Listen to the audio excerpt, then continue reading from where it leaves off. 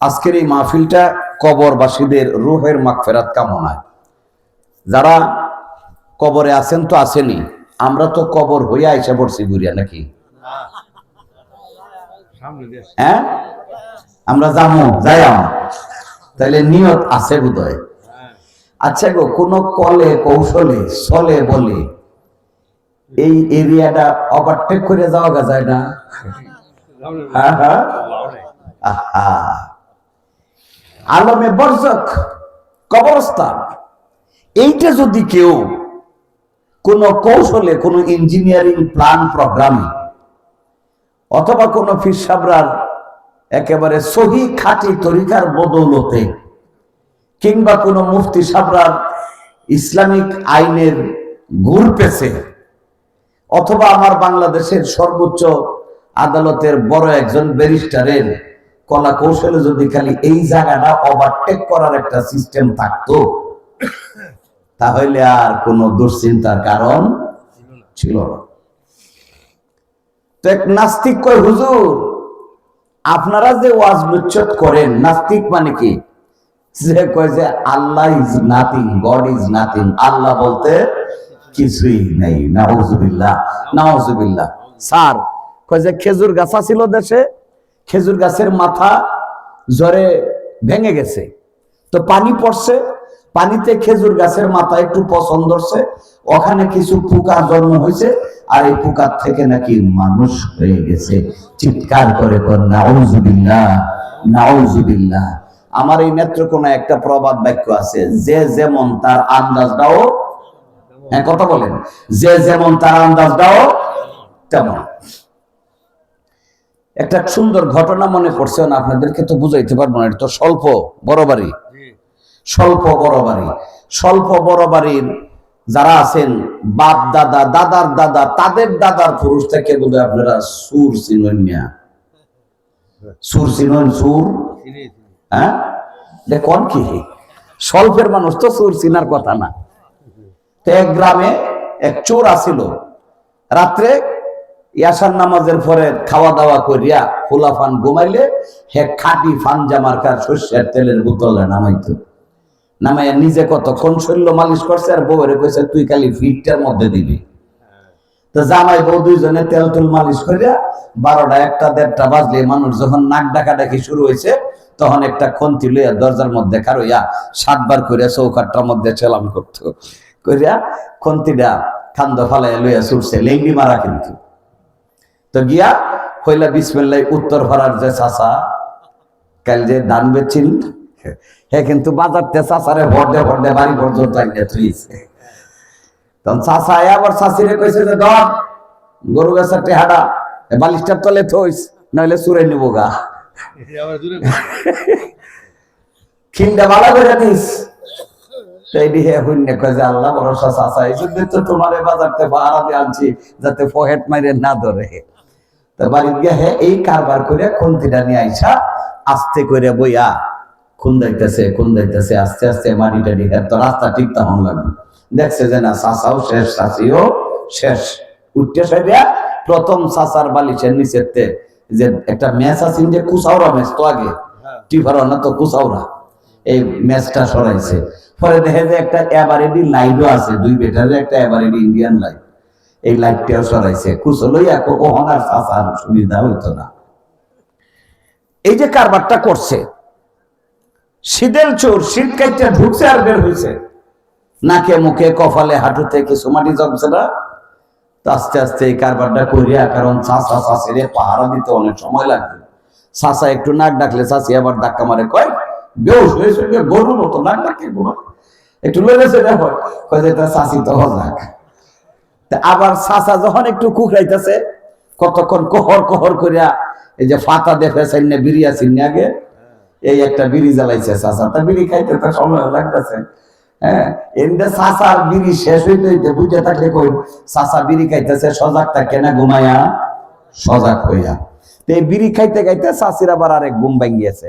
এইরকম সদর বদর করতে করতে করতে করতে একেবারে যখন হে উত্তর পাড়ার হাফেজ মোহাম্মদ আলী ভাই সঙ্গালয়ে আজান দিতেছে, আসসালাতু খায়রুম মিনান নাওম, কি কইছে? নামাজের থেকে ঘুম ভালো। বাহ, শুরুতে আপনারা ওয়াজ উল্টায় দেওয়া শুরু করলেন। আসসালাতু খায়রুম মিনান নাওম। কাসসালাত নামাজ, খায়রুম উত্তম, মিন হইতে, নাওম ঘুম। নামাজ হইতে ঘুম ভালো।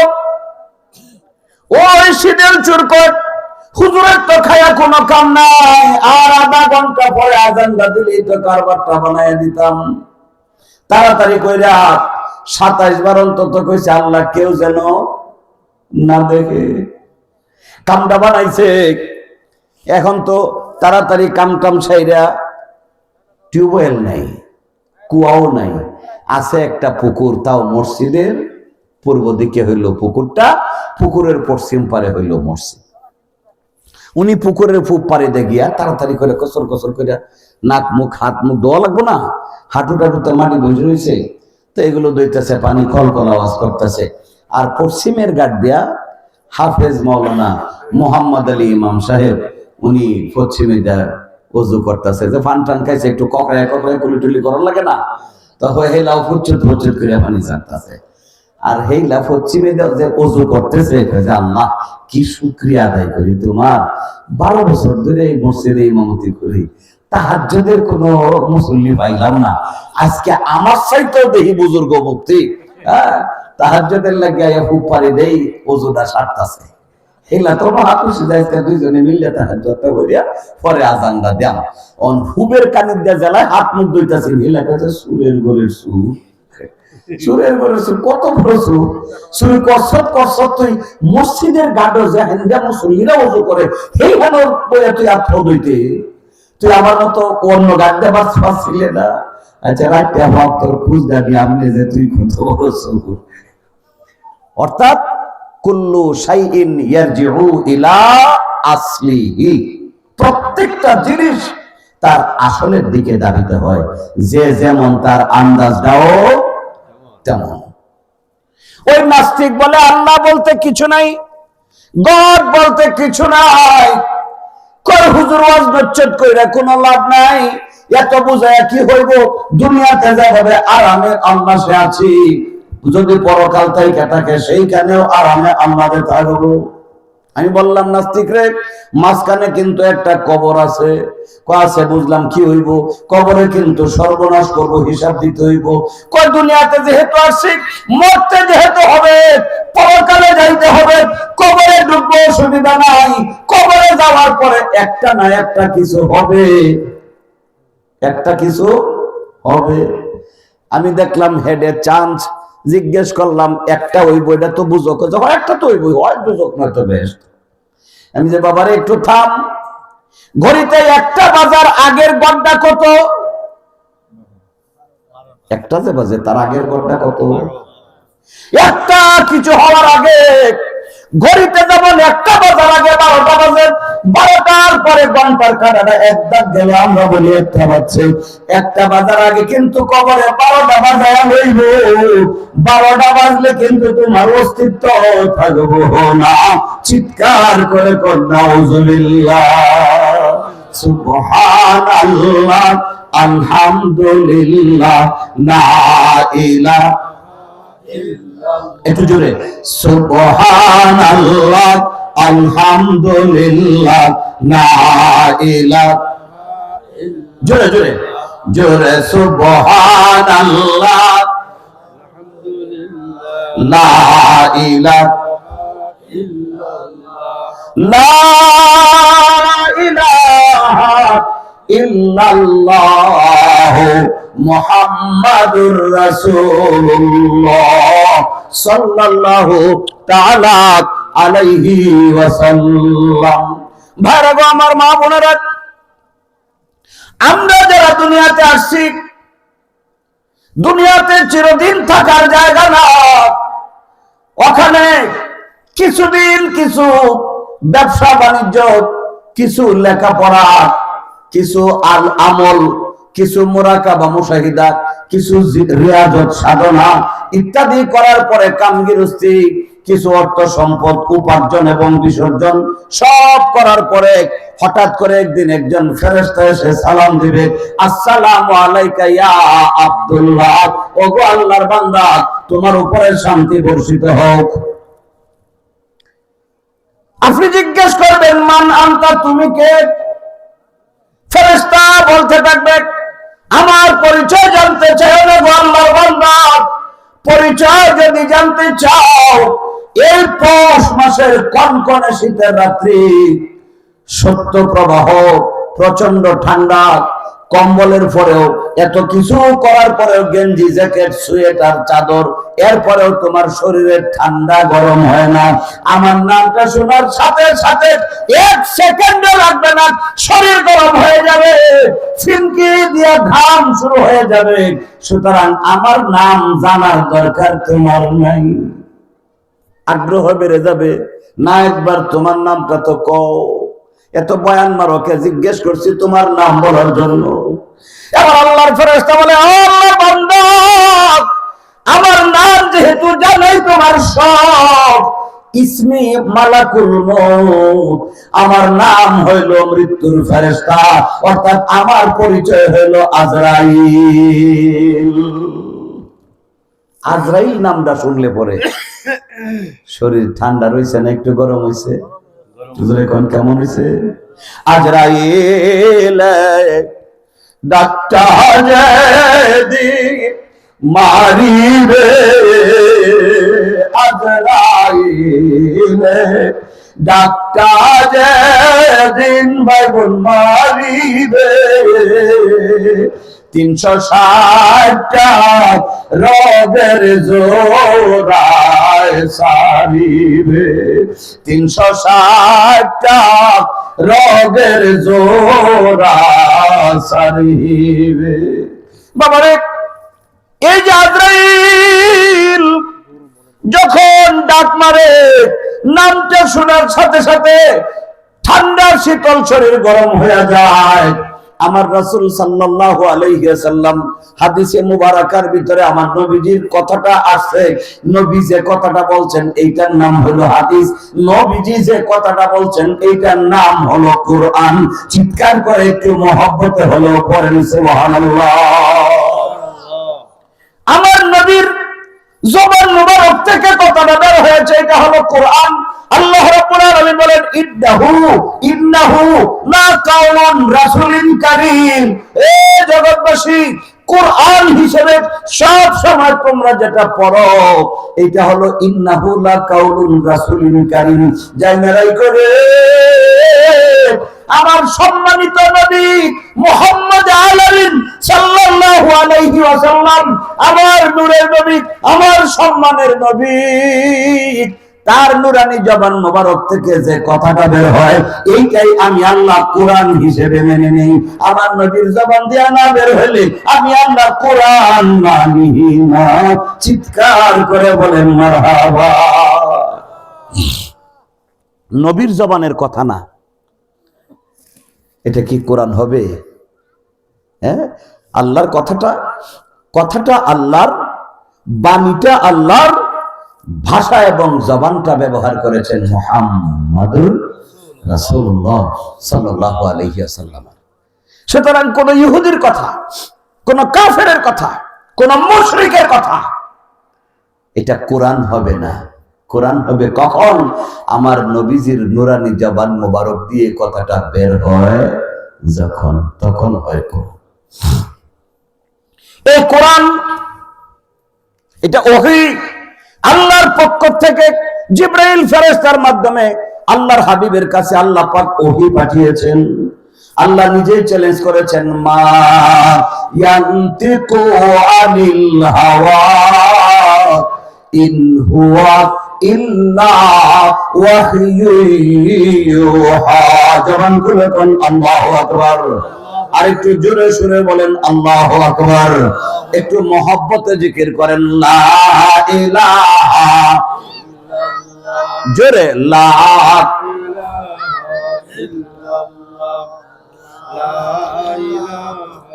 ইল্লাল্লাহ, লা লা ইলাহা জোরে লা ইলাহা লা ইলাহা হাসবে রব্বি জাল্লাল্লাহ বলেন হাসবে রব্বি লা মাফি কলবি গায়রুল্লাহ নূর মুহাম্মদ সাল্লাল্লাহু লা ইলাহা জোরে লা ইলাহা ও লা ইলাহা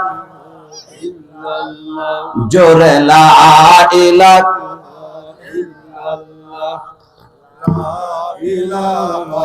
ইল্লাল্লাহ লা ইলাহা ইল্লাল্লাহ মুহাম্মাদুর রাসূলুল্লাহ সাল্লাল্লাহু তাআলা আলাইহি ওয়াসাল্লাম। ভাইরা আমার, মা বোনেরা গো, এই ওহী আল্লাহ বলেন খবরদার আমার হাবিব সাল্লাল্লাহু আলাইহি ওয়াসাল্লাম জীবনে প্রবৃত্তিকে অনুসরণ করে কোন কথা বলেন না। ইন হুয়া ইল্লা ওয়াহি, আমি আল্লাহ যে কথাটা ওহী করি, আমি আল্লাহ যাহা বলতে বলি, আমার হাবিব সাল্লাল্লাহু আলাইহি ওয়াসাল্লাম তোমাদের মাঝে যে কথাগুলো বলেন এইটা হইলো আমি আল্লাহ প্রদত্ত ওহী। জুড়ে বলেন মারহাবা।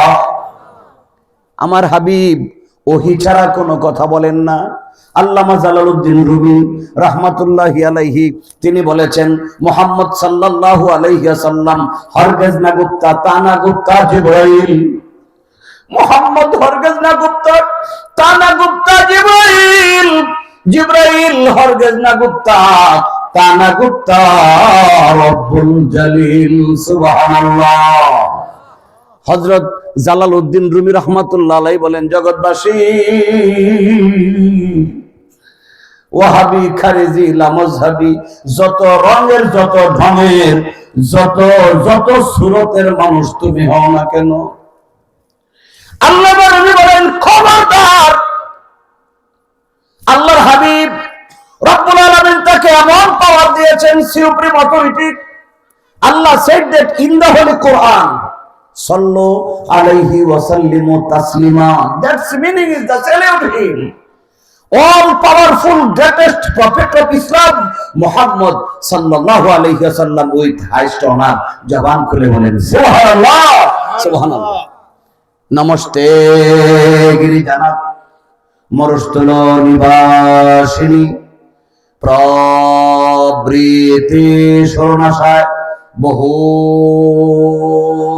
মায়া প্রবর্তিনে অসমার সুগম্ভীর্য দেবদত্ত জগৎপতি অসীম সাধু দমন অষ্টশ্বর্য গুণান্বিত প্রজ্ঞাচ কৌলং চদমশ্রুতং চ দানং যথাশক্তি পরাক্রমশালী ন বহু বাসিত্ব চ কৃতজ্ঞতা চ ওম শান্তি ওম।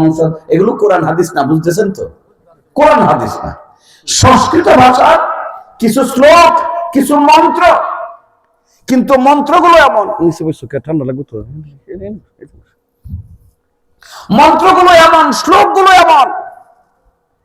নবী কিন্তু আমার, নবী নবী আমার, আমি কে? মুসলমান। নবী আমাদের, আমরা মুসলমান। কিন্তু মন্ত্রগুলো যাদের, তারা কিন্তু ইসলাম মানে না, তারা ইসলাম মানে না। ইসলাম না মানলে কি হবে? ইসলাম তারা মানে না, তারা মুসলমান না, বিধর্মী। কিন্তু বিধর্মী হলেও গুণকীর্তন শানমান কিন্তু আমার রাসূল সাল্লাল্লাহু আলাইহি ওয়াসাল্লামের নুরানি জীবন মুবারক থেকে, জীবনী মুবারক থেকে আমার রাসূলের গোটা জিন্দেগীর আলোচনা, গোটা জিন্দেগীর প্রশংসা কীর্তন আমাদের চাইতে তারা আরো বেশি করতেছে। সুবহানাল্লাহ সুবহানাল্লাহ। কেন? আল্লাহ রাব্বুল আলামিন বলেন জগৎবাসী জেনে রেখো লাকাদ কানা লাকুম ফি রাসূলিল্লাহি উসওয়াতুন হাসানা। চিৎকার করে কোন আল্লাহু আকবার। আমার আল্লাহ বলছেন লাকাদ কানা লাকুম, অবশ্যই অবশ্যই তোমাদের জন্য রয়েছে ফি রাসূলিল্লাহি, আমার রাসূলের মধ্যে, আমার রাসূলের জীবনীর মধ্যে, আমার রাসূলের চরিত্র মোবারকের মধ্যে উসওয়াতুন হাসানা, উসওয়াতুন হাসানা। আমার নবীজির নূরানী জীবনী মোবারকের ভিতরে, আমার নবীজির নূরানী চরিত্র মোবারকের ভিতরে গোটা জগৎবাসীদের জন্য উত্তম উত্তম আদর্শ আছে। আমার নবীকে আল্লাহ রাব্বুল আলামিন ইন্নাকা লাআলা খুলুকিন আযীম, আল্লাহ পাক বলছেন হাবিব ইন্নাকা লাআলা, নিশ্চয়ই নিশ্চয়ই নবী গো তুমি লাআলা, অবশ্যই সর্বোচ্চ খুলুকিন আযীম। আমি আল্লাহর সৃষ্টি জগতের ভিতরে যত পবিত্রতা দিয়েছি, যত পূততা দিয়েছি, পূত পবিত্রতার স্তর দিয়েছি, তুমি নবীর চরিত্র মোবারক হইল সৃষ্টি জগতের মধ্যে সর্বোত্তম চরিত্র মোবারক। চিৎকার করে কোন মারহাবা। আর আজকে মুসলমান নামদারি, মুসলমান নামদারি, আলেমের লেবাসদারি একদল কুলাঙ্গার বেরিয়ে গেছে, কয় যে আবু জেহেলের ঈমান আর মুহাম্মদ সাল্লাল্লাহু আলাইহি ওয়াসাল্লামের ঈমানের মধ্যে কোনো তফাৎ ছিল না। নাউযুবিল্লাহ, নাউযুবিল্লাহ। ওই শয়তানগুলো এখন আবার ঘরে ঘরে আইসা টিহট বেচা শুরু করছে। টিহট বেচে, টিহট বেচে, দেখছেন না, দেখছেন না, টিহট বেচা শুরু করছে। টিহট, টিহট বেচে। বাপ দাদা 14 গোষ্ঠীর জীবনে কোনোদিন বেহেশতের স্বাদ গন্ধ হওয়ারও সুযোগ নাই। ওরা আইসা টিকেট বেহেশতের দালালি করে, বেহেশতের টিকেট বেচে। চিন্তা করছেন আমার ভাইরা? আল্লাহ রাব্বুল আলামিন কালামে পাকের ভিতরে বলেছেন লাকাদ জাআনা লি জাহান্নাম কাসীরাম মিনাল জিন্নি ওয়াল ইনস লাহুম কুলুবুন লা ইয়াফকাহুনা বিহা ওয়া লাহুম আযানুন লা ইয়াসমাউনা বিহা ওয়া লাহুম আ'য়ুনুন লা ইউবসিরুনা বিহা উলাইকা কাল আনআম। আল্লাহু আকবার, আল্লাহু আকবার। উলাইকা কাল আনআম বাল হুম আদাল্ল উলাইকা হুমুল গাফিলুন।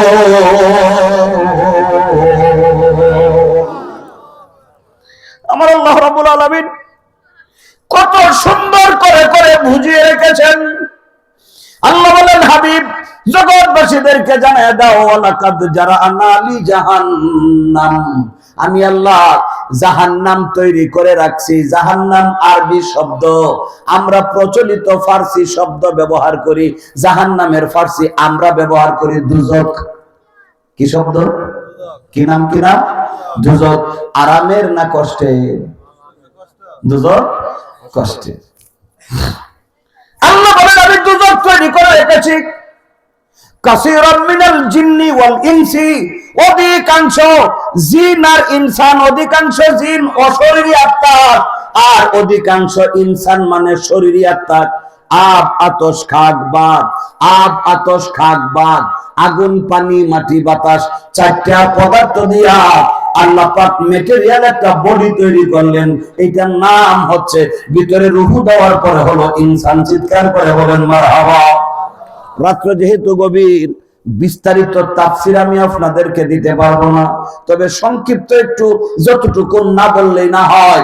একটু যদি অ্যাটেনশনটা ঠিক থাকে, মগজটা, ব্রেইনটা, খেয়ালটা যদি ঠিক রাখেন, তাহলে ইনশাআল্লাহ বুঝতে পারবেন। আল্লাহ রাব্বুল আলামিন বলেন অধিকাংশ মানুষ আর অধিকাংশ জিনের জন্য জাহান্নাম তৈরি করে রেখেছি। এবার আপনি আল্লাহকে প্রশ্ন করেন, মাবুদ এত মানুষ নামাজি হইল, এত মানুষ রোজাদার হইল, এত মানুষ হাজি হইল, আর এখন যেভাবে ক্ষেতের কোনায় কোনায় পাড়ায় পাড়ায় মহল্লায় মহল্লায়, হ্যাঁ, 4 পাতা টিন দিয়া 2টা চাল বানায়া। হওয়ার কথা ছিল মক্তব, হওয়ার কথা ছিল ফুরকানিয়া মাদ্রাসা, হওয়ার কথা ছিল ছোট্ট প্রাইমারি মাদ্রাসা, কিন্তু নাম দেওয়া হয়েছে জামিয়া, বিশ্ববিদ্যালয়। অথচ পড়ানো হয় সরাইয়া। কত আজব কারবার, জোরে কোন মারহাবা।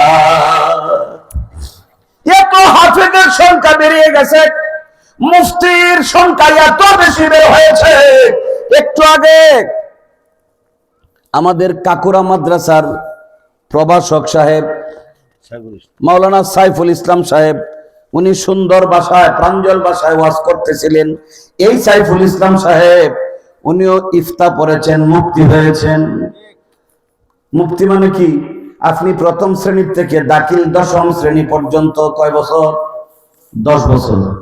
আলিম পড়লেন আরো 2 বছর, হইল 12 বছর। ফাজিল পড়লেন 3 বছর, সময় লাগলো 15 বছর। কামিলে হাদিস নিয়ে পড়লেন 2 বছর, সময় লাগলো 17 বছর। এরপরে আপনি ইফতা পড়বেন আরো 2 বছর লাগায়া। 19-20 বছর পর্যন্ত একটা ছাত্রকে পড়তে হয়, তারপরে সে মুফতি হয়। আর সুন্দর একটা সিলেবাস, কওমি।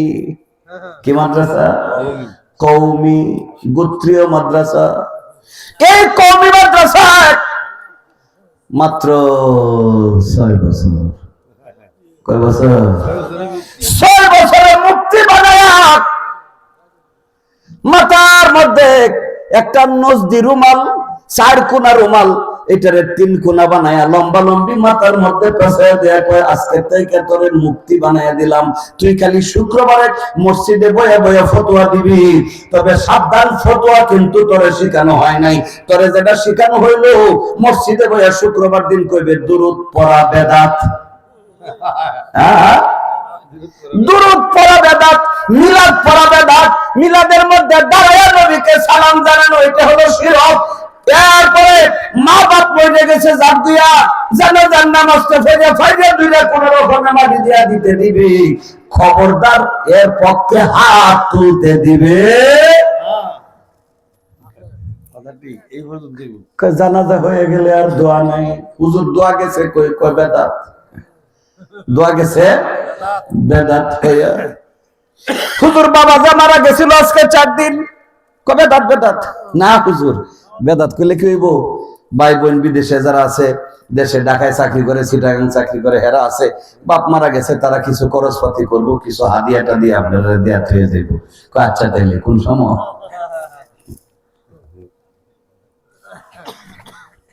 দুপুরিয়া সময়। হুজুররা আসছে, এখন তো সমস্যা দেখা দিছে। এই গ্রামে আবার 2 জন ময়মনসিংহে আছে, তারা আইসা মিলাদে শরীক হইছে। এখন মিলাদের তো সিস্টেম পাল্টে গেছে। সিস্টেম হইল, হুজুররা কিন্তু মিলাদের জন্য আসছে, আইসা বৈশা কইছে বিসমিল্লাহর সাথে সূরা ফাতিহা পড়বেন, বিসমিল্লাহর সাথে সূরা ইখলাস পড়বেন, বিসমিল্লাহর সাথে সূরা কাউসার পড়বেন। এরপরে নামাজের ভিতরে যে দরুদ পড়া হয়, আলা আলী ইব্রাহিম ওয়া আলা আলী ইব্রাহিম, নামাজের ভিতরে যেটা পড়া হয় এটা পড়বেন, এটাই হয়ে গেছে দুরূদ শরীফ, মিলাদ শরীফ হয়ে গেছে। এখন কয় দোয়া করবেন, কয় আল্লাহুম্মা, আল্লাহুম্মা আমিন তো কয় না, কয় রব্বানা আতিনা ফিদ দুনিয়া, এরপরে কয় বিরহমাতিকা ইয়া আরহামার রাহিমিন। শেষ, মিলাদ শেষ। আমার ভাইও, হ্যাঁ, বেদাত যে শব্দটা তারা উচ্চারণ করে, বেদাত, বেদাত, বেদাতি তো কয় না, অন্য কোন শব্দ কয় বেদাত। বাংলায় যদি আপনি বানান করেন তাহলে ব একার দ আকার ত, ব একার দ আকার ত, বেদাত। ইসলামের ডিকশনারি যতগুলো আছে, আরবি ডিকশনারি যতগুলো আছে, নীল আসমানের নিচে সবুজ জমিনের উপরে এই বেদাত শব্দটাই নেই। চিৎকার করে কোন মারহাবা মারহাবা মারহাবা। তাইলে ওনারা যে বলে বেদাত নাই, ওনারা বলে কোত্থেকে? আরবি ভাষায়, আরবি ভাষায় যে বেদাতটাকে, যে শব্দটাকে বলা হয়েছে, আল্লাহর রাসূল সাল্লাল্লাহু তাআলা আলাইহি ওয়াসাল্লাম তিনি বলেছেন বিদআত। কি শব্দ? বিদআত। বিদআত, বা দাল আলিফ আছে, এরপরে আইনটা বিদআত। বিদআত শব্দটা একটু কঠিন।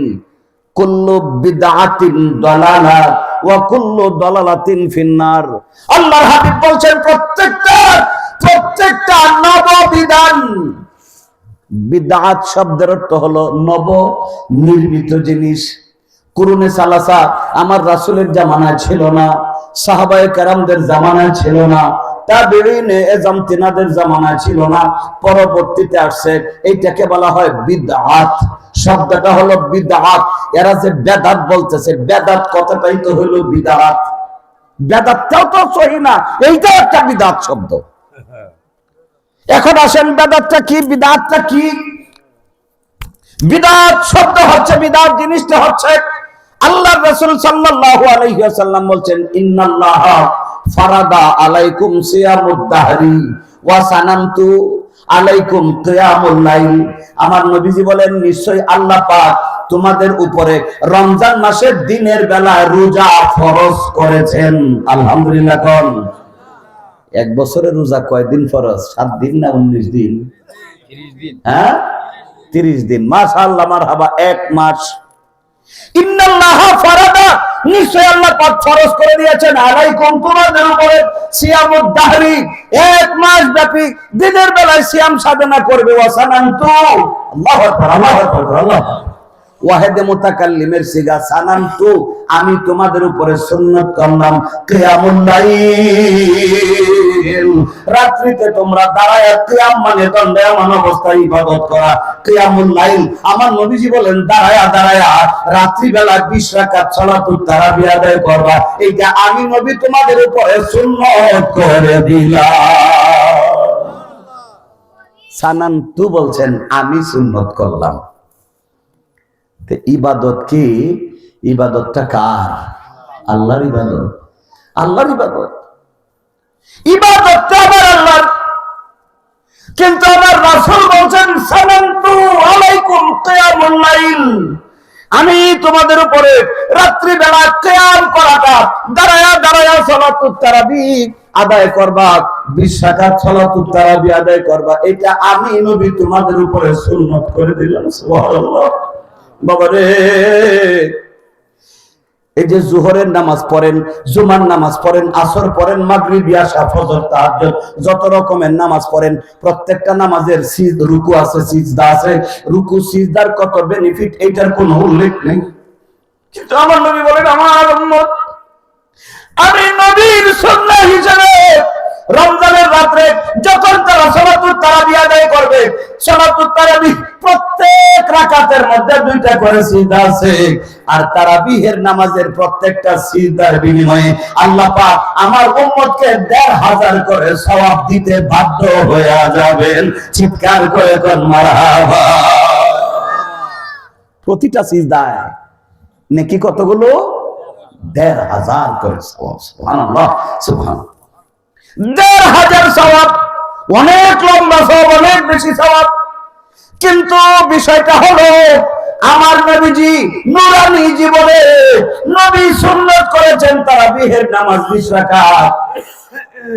একদল এখন আমাদের কাছে আসে ঘুমটা মারা বৌমা হুজুর, ঘুমটা মারা বৌমা হুজুর দেখবেন সারাদিন ঘুমটা দেয়া থাকে। উনি যেন কিছুই বুঝে না, একেবারে বাজা মাছটা উল্টায় খাইতেও উনি জানে না।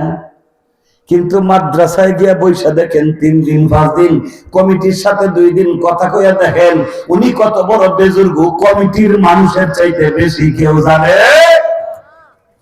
খালি ফাও দরিয়া চাচা এই তারিখে মাফ করে দেবেন, আরেকটা চান্স দেবেন, আর হইতো না ঠিক করে দেন। গোপনে গোপনে ব্যাখ্যা ভাঙ্গিয়া তাফসীর দেওয়ার সুযোগ নেই। আমার ভাইও আল্লাহ হাবিব 20 রাকাত তারাবি পড়েছেন। হ্যাঁ ঠিক, নীল আসমানের নিচে এমন কোন কিতাব নাই যে কিতাবে প্রমাণ করবে আমার নবীজি পুরা মাস রমজানের পুরা মাস জামাতের সাথে তারাবিহের নামাজ আদায় করছেন, কোন দলিল নাই। নবীজি তিনি পড়ছেন ঠিকই একা একা একদিন, 2 দিন, 3 দিন। এরপরে দেখেন সাহাবারা অনেক রাত্র পর্যন্ত মসজিদে অপেক্ষা করেন। আসার পরে তো নবীজি ভিতরে ঢুকছেন, সাহাবারা অপেক্ষা করতেছে। নবীজি যে নতুন নামাজটা বানাইছেন সালাতুত তারাবি, উনি আসলে পড়মু। একেবারে তাহাজ্জুদের ওয়াক্তে আবার রাসূল আসেন, সাহরি খাবেন, এরপরে তাহাজ্জুদ পড়া হবে। আয়েশা দেখেন এখনো সাহাবারা, কি ব্যাপার তোমরা বাড়িতে যাও না? ইয়া রাসূলুল্লাহ, কেমনে যাই? ওই যে নামাজটা এটা তো পড়া হয় নাই। আমার রাসূল বলেন, এই জন্যই তো আমি আসি না। তোমরা নামাজের প্রতি যেভাবে আসক্ত হয়ে গেছো, আমি যদি তোমাদের সাথে প্রত্যেক দিন মসজিদে এসে কিংবা প্রত্যেক দিন যদি আমি সালাতুত তারাবি আদায় করি, না জানি আমার উম্মতের জন্য আল্লাহ পাক এটাকে ওয়াজিব বানায় দেন, অপরিহার্য বানায় দেন। এই ভয়ে আমি তোমাদের সাথেও না, আলাদাও আমি 30 দিন সালাতুত তারাবি পড়ি না। সুবহানাল্লাহ। নবীজির পরে খোলাফায়ে রাশিদিন আল মাহদিগিন, প্রথম খলিফা ছিলেন হযরত আবু বকর সিদ্দিক রাদিয়াল্লাহু তাআলা আনহু, উনার শাসনামল গেছে। দ্বিতীয় খলিফা আছেন হযরত ওমর ইবনুল খাত্তাব রাদিয়াল্লাহু তাআলা আনহু, উনি এসে দেখেন ঠিকই আছে কারবার। রমজান মাস আসলে সব সাহাবারা সব তাবেঈরা তারা সালাতের জন্য অপেক্ষা করেন এবং দীর্ঘ রাত পর্যন্ত এই জায়গায় দাঁড়ায়া ওই জায়গায় দাঁড়ায়া ভাঙ্গে নিজেরা 20 রাকাত করে সালাতুত তারাবি পড়েন। হযরত উমর ফারুক রাদিয়াল্লাহু তাআলা আনহু চিন্তা করলেন, যেহেতু পরে তারাবিহের যে নামাজটা, তারাবিহের যে সুন্নাতটা, ইয়াশার যে ফরজটা, এইটা জামাতে পড়ে, কিন্তু তারাবিহের নামাজ যে সুন্নাত নামাজ আলাদা আলাদা করে সবাই যেহেতু পড়ে, তিনি একজনের টান দিয়ে সামনে দাঁড়া করে দিলেন, এই না তুমি দাঁড়াও, সামনে ইমামতি করো। আর সকলকে বললেন যে তোমরা পিছনে দাঁড়াও। কাতারবদ্ধ হয়ে সব সাহাবারা দাঁড়িয়ে গেছেন। হযরত উমর ফারুক রাদিয়াল্লাহু তাআলা আনহু তিনি বলছেন যে তুমি সালাতুল লাইলি মাসনা মাসনা, রাত্রের নামাজ হইল 2 রাকাত করে তুমি 4 রাকাত কইরা তারাবিহের নামাজ পড়াও, তারপরে 4 রাকাতের পরে একটু সময় বিশ্রাম করো। একটু সময় কি বিশ্রাম? তো বিশ্রাম যেহেতু করবা সওয়াবটা যেন আর একটু বেড়ে যায়, এই সুন্নাতটা যেহেতু তোমাকে প্রতি রাকাতে 1500 করে সওয়াব দেওয়া হবে। একটু শর্ত আছে না? আগে দেখতাম পত্রিকার মধ্যে অনেক বড় কইরা Grameenphone, Citycell, Aktel, Airtel এর অ্যাডভার্টাইজ দিত অনেক বড় কইরা। অ্যাডভার্টাইজ কি? একেবারে অনেক মিনিট, কম দামে অনেক মিনিট পাওয়া যায়। নিচে দেখ খুব চিকন করে, চোখে দেখা যায় না, এই কোনায় দিছে শর্ত প্রযোজ্য। কম টাকা দেবে তোমার অনেক মিনিট দিব, কিছু শর্ত আছে, শর্ত প্রযোজ্য। শর্ত কিন্তু এই পোস্টারে উল্লেখ নাই, এই কোনার দেওয়া থাকতো শর্ত প্রযোজ্য। 1500 করে সওয়াব প্রতি রাকাতের, একটা সিজদা দেওয়া হবে, 2 সিজদায় 3000 সওয়াব। এমনি না, কিছু শর্ত প্রযোজ্য আছে। শর্তগুলো কি? তুমি যে 2 রাকাত না 4 রাকাত নামাজ পড়লা, পড়ার পরে এটাকে একটু সুন্দর করে সাজাও, কিছু তাসবিহ তেলাওয়াত করো, সুবহানা জিল মুলকি ওয়াল মালাকুতি ওয়াল জাবারুতি ওয়াল কিবরিয়াই। আছে না কিছু কথা? সুবহানা জিল মুলকি ওয়াল মালাকুতি ওয়াল জাবারুতি, সুবহানা জিল ইজ্জাতি ওয়াল আজমাতি ওয়াল হাইবাতি ওয়াল কুদরাতি ওয়াল কিবরিয়াই ওয়াল জাবারুত, সুবহানাল মালিকিল হাইয়িল লাযী লা ইয়ানামু ওয়া লা ইয়ামুতু আবাদান আবাদা, সুবহুন কুদ্দুসুন রব্বুনা ওয়া রব্বুল মালাইকাতি ওয়ার রূহ। এই তাসবিহ 3 বার পড়বা, বিশ্রাম নিবা, প্রশংসা করতেছি আল্লাহর। জোরে কোনটা? আল্লাহর প্রশংসা। আল্লাহ পাক ফেরেশতারে ডাইকা কয়, দেখ আমার বান্দারা কি করে। সুবহানা জিল মুলকি, পবিত্রতা ঘোষণা করতেছি যিনি গোটা সাম্রাজ্যের একমাত্র অধিপতি। সুবহানাল্লাহ।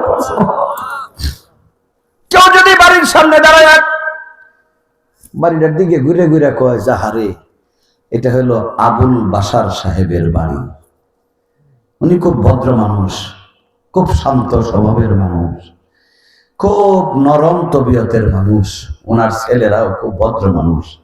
ওনার একটা ছেলে, আহা, এলাকার হাজার মানুষ তার জন্য কান্দে। সচ্চরিত্রবান ছিলেন, সদালাপী ছিলেন, পরোপকারী ছিলেন, এই ছেলেটা মারা গেছে। এরকম যদি এখানে 2-4-5 মিনিট একটা লোক দাঁড়ায় প্রশংসা করতে থাকে, বুঝে থাকলে বলেন আবুল বাশার সাহেবের মনটা খুশি না বেজার হইব? আজরে কোন খুশি না? কবু যে কেডা গো আপনি, আচ্ছা বহেন একটু ফান খাইয়া যাবেন, একটু ফান হইলেও খাইয়া যাবেন। যদি আগন্তক ব্যক্তি প্রত্যেক ব্যক্তি বেশি ফিরাফিরি না করে, তাহলে ঠিকই বসায় একটু চা বিস্কিট একটু পান খাওয়াইয়া দেয়। আল্লাহ রাব্বুল আলামিন ফেরেশতাদেরকে বলেন, এ বলেন তারা আবুল বাশার সাহেব কোথায় এই স্বভাব পাইলেন? প্রশংসা করলে আপ্যায়ন করতে হবে, এটা তো দুনিয়ার কোন মানুষের না, আমার রব্বুল ইজ্জতের একটা কুদরতের, আল্লাহ পাকের কুদরতের একটা স্বভাব। জুড়ে কর্মা হাওয়া ফেরেশতাদেরকে ডাইকে দেখায়, এই যে তারিফ করতেছে বান্দারা কি চায়, আল্লাহ তোমার বান্দারা তুমি মাবুদের কাছে ক্ষমা চায়, মাফ চায়। আল্লাহ বলেন ফেরেশতারা আমার যে বান্দা বান্দিরা এত সারাদিন সিয়াম সাধনা করেছে, সারা বছর যায় নামাজ ঠিকই পড়ে, ফজর জোহর আসর মাগরিব এশা পড়ে, কোন নামাজের আগে 4 রাকাত, কোন নামাজের পরে সর্বোচ্চ 4 রাকাত সুন্নাত, এর বেশি পড়ে না। কিন্তু রমজান মাস সারাদিন খায় না, পান করে না, ক্ষুধার্ত এবং তৃষ্ণার্ত, এরপরে অভিনবদের সিয়ামের সাধনার পরে আমার বন্ধুর হুকুম অনুযায়ী 20 রাকাত করে তারাবিহের নামাজ আদায় করে, এরপরে আমার এত তারিফ করে 4 রাকাত পরে পরে আমি আল্লাহর দরবারে ভিখারির মতো হাত তুলি। 20 রাকাত নামাজের পরে আমার বন্ধুরে দুরূদ শরীফ পড়া দাঁড়ায়া আমার হাবিবুল্লাহকে সালাম দিয়ে আমি আল্লাহর দরবারে হাত তুলছে। এ ফেরেশতারা দে আমার এই সব বান্দা বান্দীদের জীবনের গুনাহ তো মাফ করবি, এদের বাপ দাদাদের কবর পর্যন্ত জান্নাতের বাগান বানায়া দে। আর শয়তানের ছেলেরা আইসা বেহেশতের টিকিট দেয় আমাদেরকে ধরায়া, বেহেশতের টিকিট দেয় ধরায়া, অথচ একবারও আমার নবীজির দুরূদ এদের মুখ দিয়ে আসে। যেসব আমলে আল্লাহ খুশি হবেন, যেসব আমলে আল্লাহ জান্নাত দিবেন, ওইসব আমলের আশপাশ দেও এরা নাই। একবার দুরূদ শরীফ পড়লে আমার রাসূল বলছেন আমলনামা থেকে 10টা গুনাহ মুছে দেওয়া হবে, 10টা সওয়াব দেওয়া হবে, এবং আল্লাহর ওই বান্দাকে 10টা মর্তবা বাড়িয়ে দেওয়া হয়। সুবহানাল্লাহ সুবহানাল্লাহি ওয়া বিহামদিহি। যারা নকশবন্দিয়া এবং মুজাদ্দাদিয়া তরিকতের যারা রিয়াজত সাধনা করেন, যারা নকশবন্দিয়া মুজাদ্দাদিয়া তরিকায় বায়াত গ্রহণ করেছেন, আপনি আমল করেন আর না করেন, স্কুলে আপনার ছেলেকে, আমার ছেলেকে ভর্তি করাইছি, এখন ছেলে স্কুলে যাক বা না যাক, ছেলে স্কুলের নিয়ম পালন করুক বা না করুক, আমার স্কুলের কোনো সমস্যা আছে? স্কুলের কোনো সমস্যা নেই। নিজে লেখাপড়া করলো না, দুর্ভাগ্য তার, পরীক্ষায় সে ফেল করবে, কিন্তু স্কুল থেকে মর্যাদা সম্পন্নই আছে। যারা নকশবন্দিয়া মুজাদ্দাদিয়া তরিকতের মুরিদ, দেখেন ফজরের নামাজের পরে পাক কালাম ফাতিহা শরীফ 11 বার দুরূদ শরীফ আছে না নাই? আচ্ছা, ফাতিহা শরীফ পড়লেন, তারপরে খতম শরীফ আছে 100 বার দুরূদ শরীফ, 500 বার লা হাওলা ওয়ালা কুওয়াতা ইল্লা বিল্লাহ, আবার 100 বার দুরূদ শরীফ। তাহলে এখানে হলো 200 বার দুরূদ শরীফ, ফাতিহার সাথে ছিল 11, 211। মাগরিবের নামাজের পরে আবার ফাতিহা শরীফ, ফাতিহা শরীফের ভিতরে 11 বার দুরূদ শরীফ, ফজরে পড়া হইছে 211, মাগরিবে আরো 11, তাহলে 11 11 22, 222 বার। ইয়াশার নামাজের পরে গায়রাতের ফয়েজ লক্ষ্য করে 500 মর্তবা দুরূদ শরীফ না পড়া কোন মুরিদ বিছানায় ফিট লাগাইতে পারবে না। তাহলে দিনে পড়ছি 222 বার, আর রাত্রে আসার পরে 500 বার, দুরূদ শরীফের সংখ্যা হলো 722 বার। সুবহানাল্লাহ। এই 722 বার দুরূদ শরীফ পড়ায় আমার নবীজি বলছেন, যিনি পড়লেন তার আমল নামার থেকে 10 দিয়ে পূরণ দিলে 722 10 দিয়া পূরণ দিলে একটা শূন্য শুধু লাগাই দেন, তাহলে 7220টা গুনাহ, 7220টা গুনাহ আল্লাহ পাক প্রত্যেক দিন এই মুজাদ্দাদিয়া তরিকতের মুরিদের আমল নামা থেকে মোচন করে দিতেছেন। 7220টা নেকি দিতেছেন, 7220টা পদমর্যাদা আল্লাহ পাক বাড়িয়ে দিতেছেন। যেরকম সুবহানাল্লাহ সুবহানাল্লাহি ওয়া বিহামদিহি। তাহলে এই আমলগুলো ভালো না খারাপ? আর জোরে কোন ভালো না খারাপ? আমল দিয়া নবীজির মহব্বতের জজবা দিয়া একজন লোক যখন যায়, তখন তার শক্তি, সাহস, মহব্বতে তার সিনাটা ফুলে যায়। আমি কঠোর পরিশ্রম করে রিয়াজত সাধনা করে বানাইছি। একজন মানুষ ব্যবসা বাণিজ্য করতে করতে, কৃষি কাজ করতে করতে, বিভিন্ন ধরনের ব্যবসা, ফিশারি, হ্যাচারি, গরু পালন, হাঁস মুরগি পালন ইত্যাদি ইত্যাদি করে বন্ধ করা জমি করছে। এরপরে জমি বিক্রি করে করে 5 তলা বিল্ডিং করছে।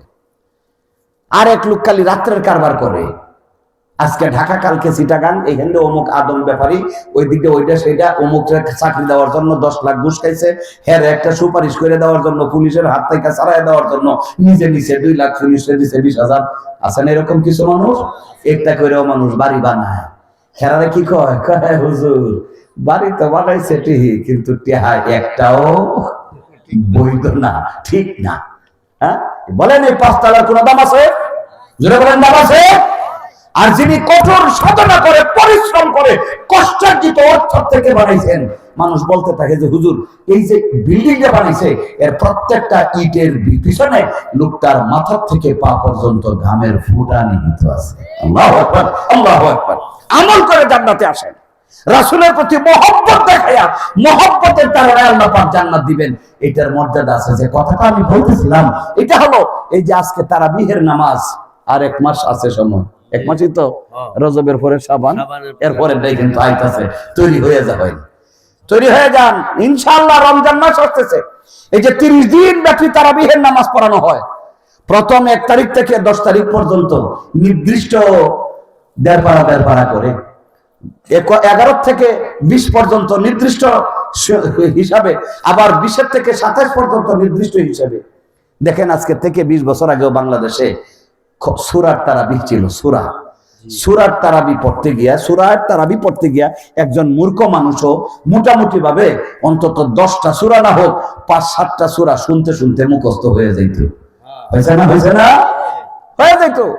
এখন এই সূরার তারাবি হাফেজ হইছে, হেরারে খাটানি লাগবো না। এখন এই মাদ্রাসা থেকে কইতে থাকে, হ্যাঁ ভাই সাহেব আপনার মসজিদটার মধ্যে খতমে তারাবি দিবেন। আচ্ছা কোন খতমে তারাবি? এই সমস্ত বয়স্ক মুরব্বী মানুষ যারা দীর্ঘক্ষণ দাঁড়ায় থাকলে পায়ে হাঁটুতে ব্যথা হয়, কোমরে ব্যথা হয়, প্রস্রাবের সমস্যা হয়ে যায়, তাদের জন্য কি খতমে তারাবিতে দাঁড়ায় থাকা আরাম না বেরাম? কষ্টকর না? অথচ সূরার তারাবি অত্যন্ত সহজ, ছোট্ট ছোট্ট সূরা দিয়া, ওয়ারাত্তিলিল কুরআনা তারতিলা, আল্লাহ বলছেন যেখানে তোমার আরাম লাগে এটা পড়ো। যাই হোক, আমি খতমে তারাবির বিপক্ষে বলতেছি না, খতমে তারাবি পড়লে সওয়াব আছে, কারণ পুরা কোরআনটা শোনা যায়, ভালো কথা, সওয়াব হবে। তো সূরার তারাবি পড়লেও যে সূরার যে শব্দ, যে হরফগুলো শুনতেছি, প্রত্যেকটা হরফের বিনিময়ে তো 10টা নাকি আল্লাহ পাক দিয়ে রেখেছেন, অসুবিধাটা কি? তো যাই হোক, এই যে খতমে তারাবি হয়, আমার নেত্রকোনা শহরে এই 3-4 বছর আগে মনে হয় এক মসজিদের নতুন এসি লাগাইয়া 29শে রমজান জোহরের নামাজ থেকে মাইকে বলা শুরু করছে, আমাদের এই মসজিদে নতুন এসি লাগাইছি, ইনশাআল্লাহ আজকে যদি চাঁদ দেখা যায় তা রাত্রে থেকে তারাবিহের নামাজ শুরু হবে, আপনারা আমাদের এই মসজিদে আসবেন, নতুন এসি লাগানো হয়েছে, আরামের সাথে তারাবিহের নামাজটা পড়তে পারবেন। বলেন আমার রাসূলের জীবনে, সাহাবায়ে কেরামের জীবনে, তাবেঈনদের জীবনে কোন মসজিদে এসি লাগানো ছিল? আর কে দাওয়াত দিবেন যে আমাদের এই মসজিদে এসি আছে, এখানে এসে নামাজটা পড়ো, আরামে নামাজ পড়তে পারবা? মসজিদে এসি লাগানো বিদআত, মসজিদে ফ্যান লাগানো বিদআত, মসজিদে বিদ্যুতের সংযোগ দেওয়া বিদআত, মসজিদে মাইক দিয়ে আযান দেওয়া বিদআত, মসজিদে মাইকের সাহায্যে নামাজ পড়ানো, যান্ত্রিক ব্যবস্থার মাধ্যমে নামাজ পড়ানো, এটা তো বিদআত। আমি একটা ছোট্ট মসজিদে শুক্রবারে জুম্মার নামাজ পড়াই, ঢাকা ফার্ম গেট, বাংলাদেশের রাজধানী ঢাকা, ঢাকার রাজধানী হলো ফার্ম গেট। জাতীয় সংসদ ভবনের সাথে এই সংসদ ভবনের পূর্ব দক্ষিণ কোণা এটা, হ্যাঁ পূর্ব দক্ষিণ কোণা ছোট্ট একটা মসজিদ, মাত্র 10 তলা বিশিষ্ট মসজিদ, ছোট্ট মসজিদ 10 তলা। আমি ইমাম সাহেব আছি 2য় তলায়, তার নিচে একটা হলো অফিস। তো আমার এখানে ক্লিপ লাগাইয়া দিছে, ওই 10 তলা পর্যন্ত ভিআইপি সিআইপি তারা আলাদা লিফটে 10 তলায় গিয়ে নামাজ পড়েন। হেরারে দুনিয়ার মানুষে দেখতারে না, খালি ফেরেশতারা দেখে। দামি দামি কালো গ্লাস লাগানো গাড়িতে ছস করে আসে, লিফটের গোড়ায় নামে, নামাইলে দুইজন সিকিউরিটি আর একজন ড্রাইভার দরজা খুললে দেয়, পট করে খালি লিফটে উঠে। মানুষের দেখার সুযোগ নেই, ফেরেশতারা দেখে ছাড়া দেয়। ওই 10 তলা 9 তলা 8 তলা 7 তলা 6 তলা, 6 তলাটা আবার মহিলাদের জন্য, আবার 5 4 3 এগুলো সব পুরুষে গিজ গিজ করে। মসজিদে আটে না, দুই পাশের রাস্তা, সংসদ ভবনের সামনের রাস্তাটা, ইন্দিরা রাস্তাটা ব্লক করে ওইখানে পাটি টাটি বিছাইয়ে দেয়। ছোট্ট একটা মসজিদ, 10 তলা মসজিদে শুক্রবারে আমি হুজুরও খতিবগিরি করি। এই যে একটা মাইক্রোফোন দিয়ে দেওয়া হলো, বলেন বহুতল বিশিষ্ট মসজিদ আমাদের এই নেত্রকোনাতেও আছে বহুত। আজকে থেকে 30 বছর আগে 2য় তলা 3য় তলা মসজিদ কেমনে দেখছি আমরা, ঠিক ইমাম সাহেবের মাথার উপরে ছাদটা একটু কাটা থাকতো, ফাঁক রাখছে না, ফাঁক রাখছে। ওই ফাঁক জায়গাটা ইমাম সাহেবের মাথার উপরে, ইমাম সাহেব যেখানে দাঁড়াবেন তার মাথার উপরে ফাঁক, ওইখানে যে মুসল্লি দাঁড়াবেন ইমাম সাহেবের গলার আওয়াজ শুনিয়া ওই 2য় তলায় ওই মুসল্লি তিনি তাকবীর দিয়েছে, আল্লাহু আকবার, সামি আল্লাহু লিমান হামিদা, রব্বানা লাকাল হামদ, মুকাব্বিরি করছে। এইভাবে এক তলায় ইমাম, নিচ তলায় ইমাম, 2য় 3য় তলায় মুকাব্বির দিয়ে নামাজ পড়া হয়েছে। এইটাকে বলে সুন্নাত। আর এখন যে মাইক দিয়ে নামাজ মারতেছে, দেখেন আজানের সিস্টেমটা কি। আজান হলো মসজিদের বাহিরে কোন উঁচু জায়গায় দাঁড়িয়ে 2টা শাহাদত আঙ্গুলি কানের ভিতরে ঢুকাইয়া দিয়া এখন মুয়াজ্জিন মোটা গলায় আজান দিবেন। তারপরে একটু চুঙ্গার ব্যবস্থা আছে, চুঙ্গাটা হলে একটু মোটা হয়, তো এইটাও তো বাহিরে দাঁড়াইয়া মুয়াজ্জিন চুঙ্গা দিয়ে আজান দিছে। এখন এই মাইকের জন্ম হওয়ার পরে আস্তে আস্তে মাইকটা বড় হয়েছে, সহজ হয়ে গেছে, ইল্লা মাশাআল্লাহ। এখন সৈয়দ কাতি 12 মাসি মসজিদের ভিতরে দাঁড়াই, ঠিক না ঠিক? এইগুলো তো বড় বিদআত। এইসব বিদআতের বিরুদ্ধে কোনো ওয়াজ হয় না। ঈদের নামাজ, ঈদুল ফিতর এবং ঈদুল আজহা খোলা আকাশের নিচে, খোলা আকাশের নিচে 2 ঈদের নামাজ জামাত পড়াইতে হলো সুন্নাত। আর এখন ডেকোরেশন তো আছেই, সব নামাজ শহরে গিয়ে দেখবেন মসজিদে কুরবানির ঈদে 2বার 3বারও নামাজ পড়া হয়। প্রথম জামাত হইতে হইব 7টার সময়, ফজরের নামাজের আধা ঘন্টা পরে। যারা ফজর পড়তে আসছে ইল্লা মাশাআল্লাহ খালি সূর্যটা উঠছে 30-40 মিনিট বা 1 ঘন্টা পরে ফজর পড়াই অমনি জোহরে ঈদের নামাজ পড়ে বাড়ি গিয়ে কুরবানি করিয়া 10টায়। অন্যান্য দিন যে নাস্তা করতো কুরবানির ঈদের নাস্তাটাও ঠিক এই সময় হওয়া লাগবে, কারণ মুস্তাহাব সওয়াব। 3য় জামাত হবে সকাল 10টায়, প্রথম জামাত সকাল 7টায়, সব মসজিদের ভিতরে হইতেছে। যাই হোক, বিদআত হচ্ছে সেই নববিধান যাহা কুরুনে সালাসা 3 জামানায় ছিল না, পরবর্তীতে আবিষ্কৃত হয়েছে এবং এটা ইসলামের জন্য ক্ষতিকর, ইসলামের জন্য ক্ষতি সাধন করে, দ্বীনের জন্য ক্ষতি করে। এটা বিদআত। তবে বিদআতে সাইয়্যিআ, খারাপ নববিধান, এটা সর্ব অবস্থায় পরিত্যাজ্য, আমরাও পরিত্যাগ করি। কিন্তু যেসব বিদআত গুলো ইসলামের জন্য উপকারী, ইসলামের জন্য দ্বীনের জন্য উপকারী, এই সমস্ত বিদআত গ্রহণযোগ্য, অত্যাবশ্যক হয়ে যায়। আজকে যে এখানে আমি চিল্লাইতে আইছি, আমারে কি বাড়িতে গিয়া বাসাত গিয়ে কেউ দাওয়াত দিয়ে আইছে? হ্যাঁ, বাসায় গিয়া দাওয়াত দিয়ে আসে নাই। আমার আব্বাকে দেখতাম সেই 30, 40, 50, 100 মাইল দূর থেকে মানুষ ট্রেনে আসে। আমার আব্বা এই দলামুলগা ইউনিয়নের ঘাগরাপাড়া আমার গ্রামের বাড়ি।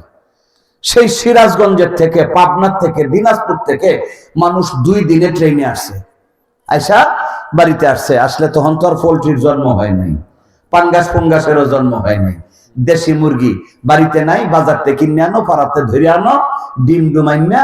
এই যে দূর থেকে লোকেরা আসছে, আবার ট্রেনের সাথে যোগাযোগ করে তাদের ছাড়তে হইব। একদিন সময় বিশেষে 2 দিন ওরা সাইদারি করিয়া, মেহমানদারি করিয়া সবার দাওয়াত উনি ডায়েরিতে লিখে রাখছেন, আর একটা সিডি লিখে দিয়ে দিচ্ছেন যে হ্যাঁ ইনশাআল্লাহ আমি দাওয়াত কবুল করলাম। এবারে হয়েছে। আর এখন 2-3 জন বইয়া ফোন দেওয়া শুরু করে, পাঠান সাহেব দেখবেন আগামী 42 তারিখ খালি আছে কিনা। তা আমি দেখি যে না, খালি নাই। কয় দেখবেন 36 তারিখটা খালি আছে কিনা, যে না এটাও খালি নাই। কত 49টা দেবেন যে এটাও খালি নাই। কোনটা আছে হুজুর এটা দেখবেন। আমি যে অহন্ত লাইনে আইছে, এই যে কোনটা খালি আছে যে কইছেন এইটা লাইনে আইছে। তখন আমি দেখি 27 আছে, 28 আছে, বা 26 আছে, কিংবা 23 আছে। এই একটা তারিখ দিয়ে দেই, ম্যাক্সিমাম 10 মিনিটের মধ্যে আলাপ সালাপ শেষ। এই যে জিনিসটা দিয়ে আলাপ হইতেছে, নবীজি বোধহয় একটু দামি ফোন ব্যবহার করছিলেন। হ্যাঁ, ব্যবহারই করেন। তো আবু বকর সিদ্দিক রাদিয়াল্লাহু তাআলা আনহু উনি ধনী মানুষ ছিলেন। উনার আমার বাংলাদেশের একটা রিকশাওয়ালার হাতে আইফোন থাকে, রিকশাওয়ালা ব্যানওয়ালা খুশায় লইছে, হ্যাঁ এটা কি গো হুজুর এটা আইফোন, যে দাম কত? কয় মাত্র 2.5 লাখ। তো একটা রিকশাওয়ালা ভ্যানওয়ালা যদি 2.5 লাখ টাকার আইফোন খুশে নিয়ে বেড়ায়, তো হযরত আবু বকর সিদ্দিক রাদিয়াল্লাহু তাআলা আনহু উনার চেয়েও বেশি ধনী ছিলেন আমার নবীজির দ্বিতীয় জামাতা হযরত উসমান ইবনে আফফান রাদিয়াল্লাহু তাআলা আনহু। উনি বোধহয় 10 কোটি টাকা দামের মোবাইল ব্যবহার করছেন। এই ব্যবস্থাটা ছিল না। এই ফোন ফুললি বিদআত, 100% বিদআত। এখন বাংলাদেশে এমন একটা হুজুর দেখা হয় যে কোন হুজুরে ফোনে কথা না কয়। কিনার মুরাদ আছেন না, কিনার মুরাদ ছিল না, 15 টাকা করে দোকানে দিয়া তাও ফোনে কথা কইছে। আমরা সেই বাঙালি মুসলমান। হ্যাঁ, আজকে শুধু মিলাদের বিরুদ্ধে বিদাতের ফতোয়া, কিয়ামের বিরুদ্ধে বিদাতি ফতোয়া, 6 বছর মুক্তি, এগুলো শুধু মিলাদ কিয়ামের বিরুদ্ধে। আর খাওয়ার আগে দোয়া করন নাই, দোয়া করলে খাওয়ান নাই। বাবা মা মরে গেছে, দোয়া করন টরন খতম টতম কিচ্ছু দেওয়ান যাইতো না, ফিরের বাড়ির যাওয়ান যাইতো না, তরিকা নেওয়ান যাইতো না। এই সব হইল খালি ফতোয়াগিরি, মুক্তিগিরি। এই যে মুক্তি শব্দটা, এক মুক্তিরে জিজ্ঞেস করছি যে হুজুর ঠিক আছে মান্য নিলাম, তোর পীর মুরিদি বিদাত, মিলাদ কিয়াম বিদাত, আরো অসংখ্য বিদাত আছে, এগুলো বিদাত যেহেতু মানন যাইতো না, তে আপনি যে মুক্তি হইলেন, আমার নবীজির নামের আগে মুক্তি হযরত মুহাম্মদ সাল্লাল্লাহু আলাইহি ওয়াসাল্লাম লেখা যায় না? কয় না। তো সাহাবায়ে কেরামদের কারো নামে তো হযরত মাওলানা, মুফতি, সাইকেল, হাদিস এইসব শব্দ তাদের জামানায় ছিল না। তো সুবিধাবাদ জিন্দাবাদের মতো চললে হবেটা কি?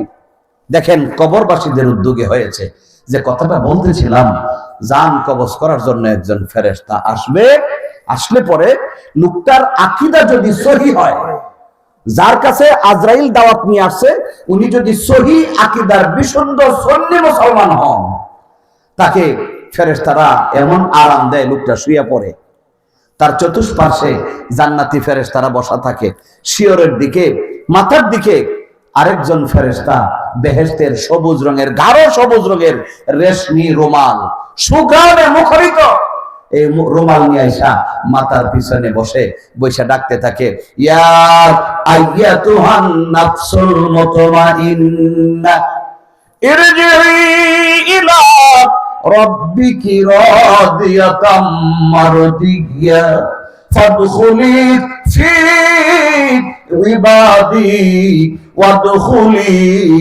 জান্নাতি। চিৎকার করে কোন আল্লাহু আকবার। আল্লাহু আকবার। ফেরেশতারা ডাকতে থাকে, ও নফসে মুতমাইন্না, নফসে মুতমাইন্না রে, যে আত্মা বেশি বেশি বেশি বেশি আমার মাবুদে পাকের জিকির করতে করতে করতে করতে দুনিয়ার সব ধ্যান খেয়াল থেকে পুত পবিত্র হয়ে গেছো, অধিকাংশ জিকির তুমি করেছো, জিকির করতে করতে এই নফস, আল্লাহ বলছেন আলা বিজিক্রিল্লাহি তাতমাইন্নুল কুলুব, হুঁশিয়ার সাবধান, একমাত্র জিকিরের দ্বারা তোমাদের অন্তর সমূহ প্রশান্তি লাভ করে। ওই যে জাকের, জিকির যিনি করেন তাকে বলা হয় জাকের। জাকেরের আত্মা হলো প্রশান্ত আত্মা। জিবরাইল এসে আল্লাহর রহমতের ফেরেশতারা ডাকতে থাকে, ও প্রশান্ত আত্মা, ইরজিই ইলা রাব্বিকি রাদিয়াতাম মারদিয়া, দেহ থেকে বেরিয়ে আসো, তোমার রবের উদ্দেশ্যে বেরিয়ে আসো। তুমি তোমার রব তোমার উপরে রাজি খুশি, তুমিও তোমার রবের উপরে রাজি খুশি হয়ে যাও। আর ফাদখুলি ফি ইবাদি, আমার ওলিদের কাতারে দাঁড়াও, ওয়াদখুলি জান্নাতি, আর আমার ওলিদের সঙ্গে তুমিও জান্নাতের মেহমান হয়ে যাও। চিৎকার করে কোন মারহাবা। বেহেশতের নাজ নিয়ামত, বেহেশতের আপেল, বেহেশতের কমলা, বেহেশতের সুন্দর সুন্দর ফল, এইগুলো ওই মৃত্যুর পথযাত্রী লোকটার সামনে দেখাইতে থাকে। আরে লোকটা এত আত্মবলা হয়ে যায়, দুনিয়াটা তার কাছে একেবারেই অচেনা অজানা হয়ে যায়।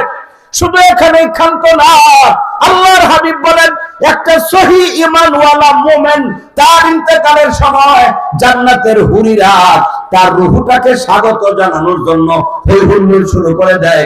ওই সময় যদিও বুড়া মুরব্বী মানুষ হয়, একটা শরম লাগে তার দেহের মধ্যে, চেহারার মধ্যে একটা লজ্জা আসে। এই জন্য লোকটা আনন্দে উল্লাসে মুস্কি হাসি দিতে দিতে তার রূহটা বের হয়ে যায়। কালো মানুষ, কালো চেহারা মানুষ, কিন্তু মারা গেছে, চেহারাটা উজ্জ্বল হয়ে গেছে, চেহারার মধ্যে একটা মুস্কি হাসি। অনেক মানুষ আসে দেখতে, দেখে চমকে যায়, কত সুন্দর মরানা মরছে, এখনো যেন হাসতেছে। সুবহানাল্লাহ। এই হচ্ছে একজন সহি আকীদাওয়ালার মওত। আমি কি সব বানায় বানায় বলতেছি? হ্যাঁ, কিছু কালো মানুষের চেহারায় হাসি ফুটে ওঠে না? কি বলেন, ওঠে না? কিছু মানুষ আছেন ওনারা শুধু মুর্দাদেরকে গোসল করান। কয়েকজন ওইরকম মুর্দা দৌত করানোওয়ালা কয়েকজন লোকের সঙ্গে আমার কথা হয়েছে। হুজুর কি বলবো, জীবনে বহু মুর্দা মরা লাশ আমরা ধোয়াই। কিছু কিছু লাশ আছে আমরা যখন হাতের মধ্যে কাফনের এক টুকরা কাপড় পেঁচায়া সমস্ত শরীরটা ঘষা মাইজা পরিষ্কার করি, বুকের উপরে যখন হাত রাখি, অনেক কয়েকজনের নাম বলছেন যে চমকায় গেছিলাম, বুকের উপরে হাতটা রাখতে দিছি তো শরীর মরানোর জন্য, বসা দেওয়ার জন্য। যে মাত্র বুকের উপরে হাতটা রাখলাম, আমার মনে হলো হাতের মধ্যে বুকের ভিতর থেকে এক টুকরা গোশত পিণ্ড যেন লাফাইতেছে লাফাইতেছে, ধাক্কা লাগতেছে। জীবিত মানুষের পালস দেখার জন্য ডাক্তার ঠিক এই জায়গায় একটা বৃদ্ধ আঙ্গুলের মাথা দিয়া দেখবেন ধরে, আপনিও ধরতে পারবেন, দেখবেন সারা চামড়ার মধ্যে সমস্যা নাই। এই জায়গায় আলতো করে ধরলে একটা নার্ভ আছে, এটা ধুক ধুক ধুক ধুক করে আঙ্গুলের মাথায় ঠোকা খায়। এইটাই হলো মানব দেহের একটা পালস। চিৎকার করে বলেন মারহাবা। বুকের মধ্যে যে হাতটা দিছি, মনে হইলো হাতের মধ্যে একটা ধাক্কা ধাক্কা লাগতেছে, চাপ দিয়ে ধরলে ধাক্কাটা আরো বেশি বোঝা যায়। সুবহানাল্লাহ, সুবহানাল্লাহ। কেন? বুখারী এবং মুসলিমের বর্ণনা, আমার নবীজির হাদিস, قال النبي صلى الله تعالى عليه وسلم আলা ইন্না ফিল জাসাদি মুদগা ইজা সালাহাত সালাহাল জাসাদু কুল্লুহু ওয়া ইজা ফাসাদাত ফাসাদাল জাসাদু কুল্লুহু আলা ওয়া হিয়াল কালব। সাদাকান নাবিয়্যু আও কামা ক্বালা আলাইহি সালাতু ওয়া সাল্লাম। মহব্বতে পড়েন আল্লাহুম্মা সাল্লি মুহাম্মাদ ওয়া আলা আলি মুহাম্মাদ ওয়া আলা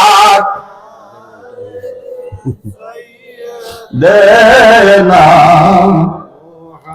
কেন্দে কেন্দে।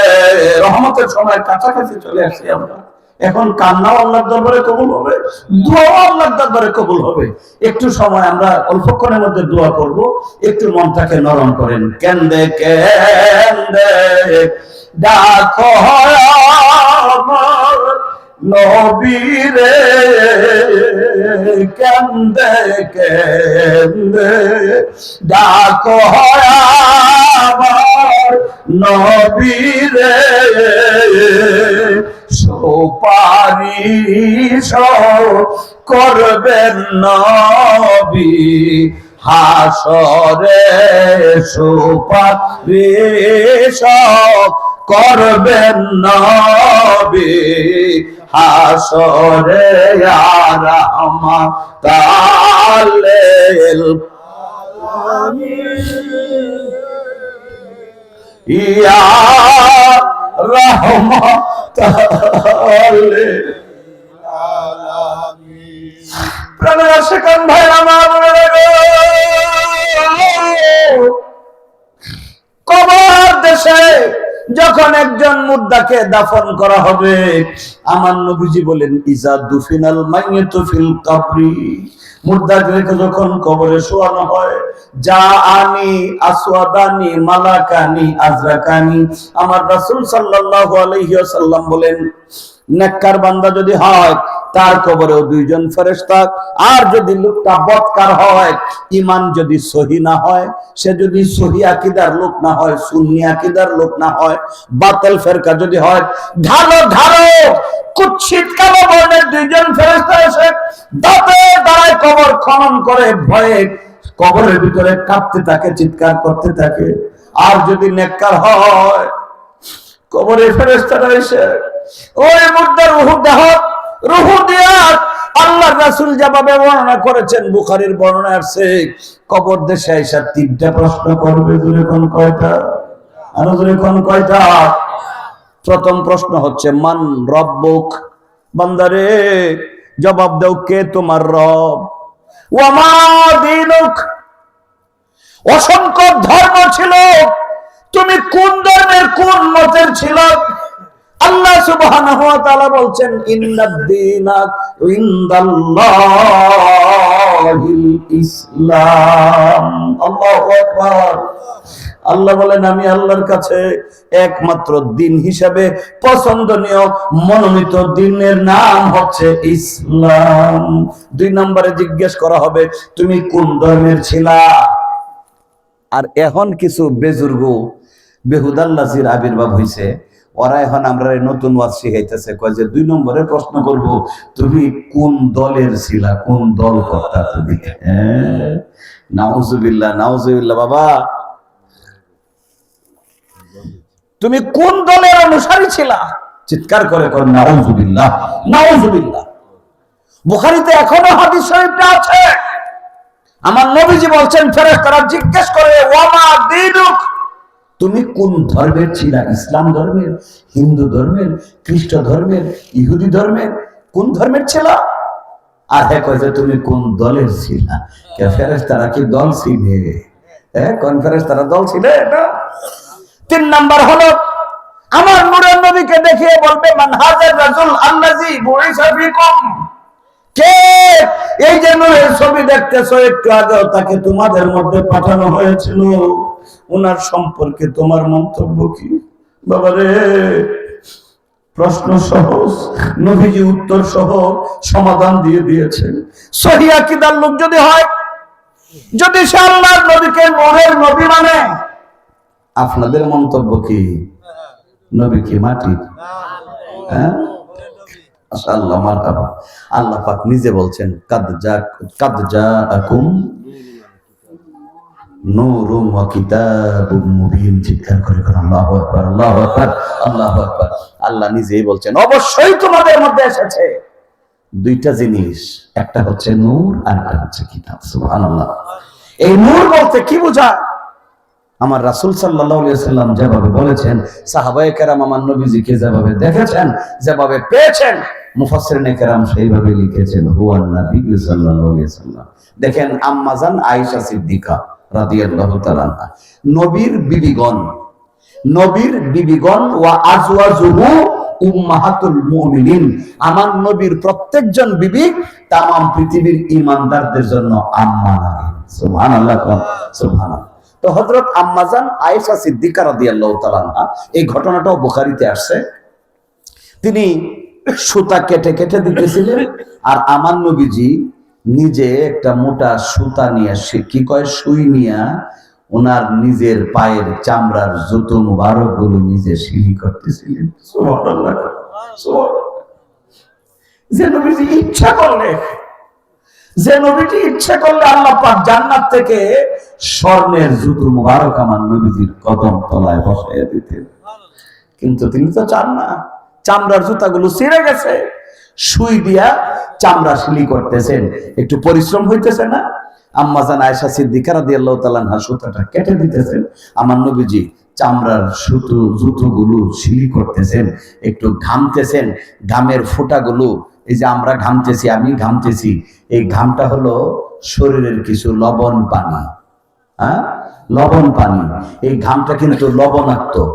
আপনি দেখবেন এই জ্যৈষ্ঠ আষাঢ় শ্রাবণ মাসেও মানুষ যারা পরিশ্রম করেন অত্যধিক, ওনারা ঘামের থেকে যখন ছায়া এসে বসে, তখন এই দিক দিয়ে চল্লির দুই পাশে অসংখ্য লবণের দানা, ঘামটা শুকিয়ে যায় বাতাসে, এই লবণটা। তো লবণ পানি, ঘাম হলো লবণ পানি। আমার নূরের নবী যখন ঘামতেছিলেন, চট্ট পায়ে গাম মোবারক পড়তেছিল, হযরত আম্মা জান আয়েশা সিদ্দিকা রাদিয়াল্লাহু তাআলা আনহা বারবার চমকা যাইতেছিলেন। আমার নবীজি প্রশ্ন করছেন, ইয়া হুমায়রা মিন আইনা বুহিতি, হুমায়রা গো, কোন জিনিসের দ্বারা আপনি আশ্চর্যান্বিত হইতেছেন? আমার নবীজি বললেন, হযরত আম্মা জান হুমায়রা আয়েশা সিদ্দিকা রাদিয়াল্লাহু তাআলা আনহা, উপনাম ছিল হুমায়রা। হযরত আম্মা জান হুমায়রা বললেন, ইয়া রাসূলুল্লাহ, ইয়া হাবিবাল্লাহ, আমি দেখতেছি আপনি যখন ঘামতেছেন নবী গো, আপনার ঘামের ফোঁটাটা এইটাও নূরে নূরান্বিত হয়ে যাইতেছে। সুবহানাল্লাহ। এটা পানি না, গাম না, নূর। আমার নবীজি আম্মা জানের জন্য দোয়া করলেন, আল্লাহ পাক আপনাকে উত্তম ইনায়াত প্রতিদান করুন, আপনি আপনার আল্লাহর রাসূলের নূরকে স্বীকৃতি দিয়েছেন। আম্মা জান বলেন, এ বলে আমার রাসূল সাল্লাল্লাহু আলাইহি ওয়াসাল্লাম আমার দিকে এগিয়ে আসতে থাকলেন। আম্মা জান বলেন, আমি লজ্জায় ভয়ে দাঁড়িয়ে গেছি, নবীজিও দাঁড়িয়ে গিয়েছেন। সুবহানাল্লাহ। আমার আম্মা জান বলেন, আমার হাবিব সাল্লাল্লাহু আলাইহি ওয়াসাল্লাম ইউকাব্বিলু বাইনা আইনাইয়া, আমার দুই বুড়ুর মাঝখানের যে জায়গাটা, এই জায়গায় নবীজি তার নূরের ঠোঁট মোবারক লাগায়া আমাকে চুমু খেয়েছেন আর বলছেন, হুমায়রা গো, আল্লাহর নবীর নূর চিনার জন্য আল্লাহর পক্ষ থেকে আপনাকে প্রতিদান। চিৎকার করে কোন মারহাবা। আর ছাগল মার্কার মৌলবী এগুলো আমাকে শিখায়, কয় যে নবীর আল্লাহ মাটি দিয়ে বানাইছে। নাউজুবিল্লাহ, আস্তাগফিরুল্লাহ। এখন কেউ উত্তম মাটি দিয়ে বানাইছে, মাটি তো উত্তম মাটি। যাই হোক, আল্লাহ পাক তাদেরকে হিদায়াত নসিব করুন। চিৎকার করে বলেন আমিন। আরো জোরে বলেন আমিন। তো কবরে যখন শোয়ানোর সময় একটা দোয়া পড়ে, আপনারাও তো এটাই পড়েন। লাস্টটা কবরে শোয়ানোর সময় কি পড়েন? বিসমিল্লাহি ওয়া আলা মিল্লাতি রাসূলিল্লাহ। আল্লাহু আকবার, আল্লাহু আকবার। আমার সিদ্ধান্ত হলো, তুমি আল্লাহর নবীকে হাজির নাজির মানো না। আই হ্যাভ নো হেডেক, আমার কোনো মাথা ব্যথা নাই। নবীকে তুমি হাজির নাজির মানবা না, অসুবিধা নাই। আমার নবীকে তুমি নূর মানবা না, আমার কোনো অসুবিধা নাই। আমার নবীকে যত গুণে গুণান্বিত আছেন, একটা গুণ তুমি মানবা না, আমার কোনো অসুবিধা নাই। তবে তোমাকে কবরে শোয়ানোর সময়, তোমার বাবারে তোমার দাদারে কবরে শোয়ানোর সময়, এই যে আলা মিল্লাতি রাসূলিল্লাহ, এই কথাটা বলতে গেলে আমার কিছু সমস্যা, কিছু দাবি আছে। এই যে সামনে নির্বাচন আইতেছে, নির্বাচন আইতেছে, দেখবেন তাল গাছ মার্কা, খেজুর গাছ মার্কা, কুলা মার্কা, দানের শীষ মার্কা, হাত পাকা মার্কা, এরপরে মোমবাতি ওয়ালারাও ঠেলতেছে মোমবাতি মার্কা, বহু মার্কার নির্বাচন হয় না? আছে আছে আছে আছে। এখন এই নির্বাচনে কিছু অফিস থাকে, বহু মার্কা আছে। নির্বাচনে কিছু অফিস থাকে জায়গায় জায়গায়, হাটে বাজারে। মাঝে মধ্যে এই অফিসগুলোতে সন্ধ্যা সময় কিছু নাস্তা টাস্তাও খাওয়ানো হয়। এখন এই যে বাট্টা বাজারে শ্রেণী মার্কার অফিস, শ্রেণী, আপনারা গ্রামের মানুষ শ্রেণী তো বুঝবেন। ছেলেদেরকে বোঝানো যাইতো না যে শ্রেণী কাকে কর, কিন্তু আপনারা যারা গ্রামের কৃষক তারা তো বুঝবেন। এক লোক শ্রেণী মার্কার অফিসে বিরিয়ানি খাওয়াইতেছে, আর সাথে হলো পুষ্করা পানি। পুষ্করা পানি তো বুঝবেন, এই যে টিউবওয়েলের ফ্রেশ পানিটা নাকি? না, হুজুরেও কিন্তু বুঝছেন না। ফুসকরা পানি হইলো যে পানির বোতলের মুখটা খুলে দিলে ফুস করে ডাক মেরে বেরিয়ে যায়।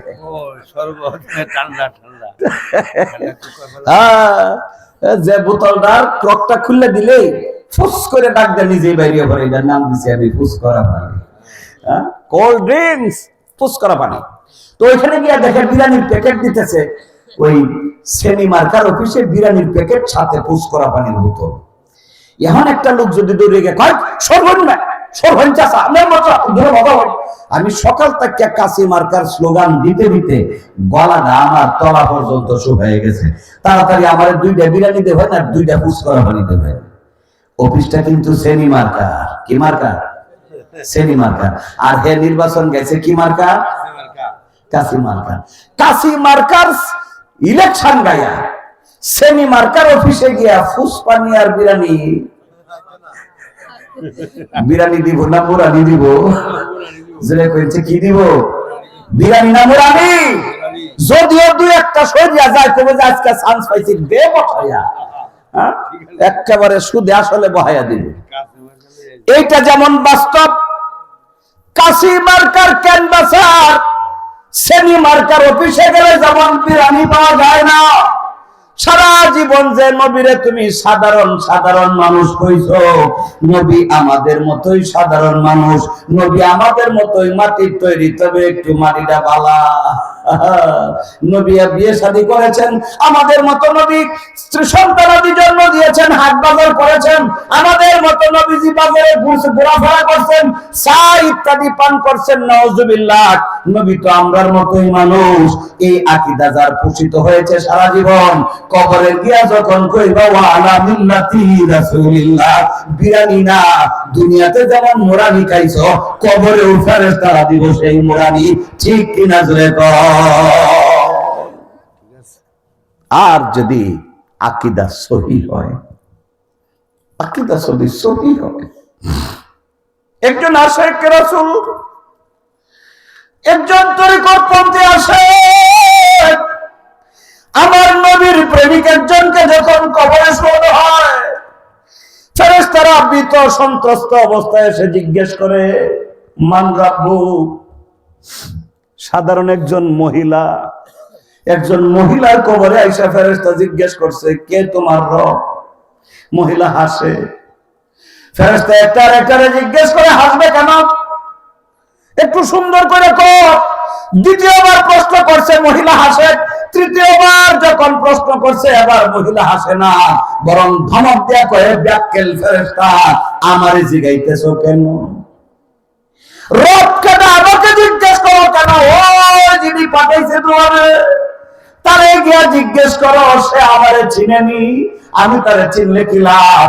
আমি যদি 24 কোটি বার বলি রব আল্লাহ, রব্বি আল্লাহ, আমার রব আল্লাহ, আমার রব আল্লাহ, আর সে যদি একবার বলে আমি রাবিয়ারে চিনি না, আমার 24 কোটি দাবির কোন দাম হবে না। আমাকে না, বরং তাকে জিজ্ঞেস করো সে আমাকে চিনে কিনা। ওই মহিলার নাম ছিল রাবিয়া বসরি। আপনাদের এই স্বল্প বড় বাড়িতেই তো জন্ম নাকি? হ্যাঁ, রাবিয়া বসরির জন্ম ইরাকের বসরা নগরীতে জন্মেছিলেন তিনি। ও মা বোনেরা গো, এই রাবিয়া বসরি এমনকি পাওয়ার তার ছিল, এমনকি দল তিনি করেছেন, এমনকি সম্পদ তিনি অর্জন করেছেন। ফেরেশতাদেরকে কয় আমারে জিজ্ঞেস করে লাভ নাই, যে তোমারে পাঠাইছে তারে জিজ্ঞেস কর। ফেরেশতারা কয় আল্লাহ কত কবরে আসছি, হয় বলছে তুমি তার রব, নয়তো বলছে হা হা লা আদরি, কিছুই জানি না। কিন্তু এমন এক বান্দিরে পাইলাম আল্লাহ, যে বান্দি কয় তোমারে জিজ্ঞেস করতে কয় তুমি নিতারে ছিল। আমার আল্লাহ পাকের রহমতের কুদরতের দরিয়ার মধ্যে জালজালাল শুরু হয়ে গেছে। আল্লাহ ডাকতে কোন ফেরেশতারে, খবরদার আমার রাবিয়ার কবরে ডিস্টার্ব করিস না, বেয়াদবি করিস না, আমি আমার রাবিয়ারে সব চাইতে বেশি চিনি। আর কোন প্রশ্নের দরকার নেই। মদিনাওয়ালা নূরের নবীর যেমন আশেক, আশেক প্রেমিক পাগল যারা হয়, মদিনাওয়ালার প্রেমে যারা পাগল। বাবারে, পারস্যের এক বাদশা আশেকে রাসূল, আশেক বাদশা, তার নাম ছিল আব্দুল খালিক, আব্দুল হামিদ। ওই বাদশার রাজ্যের একজন গরিব মানুষ, কিন্তু তিনিও আশেক প্রেমিক পাগল।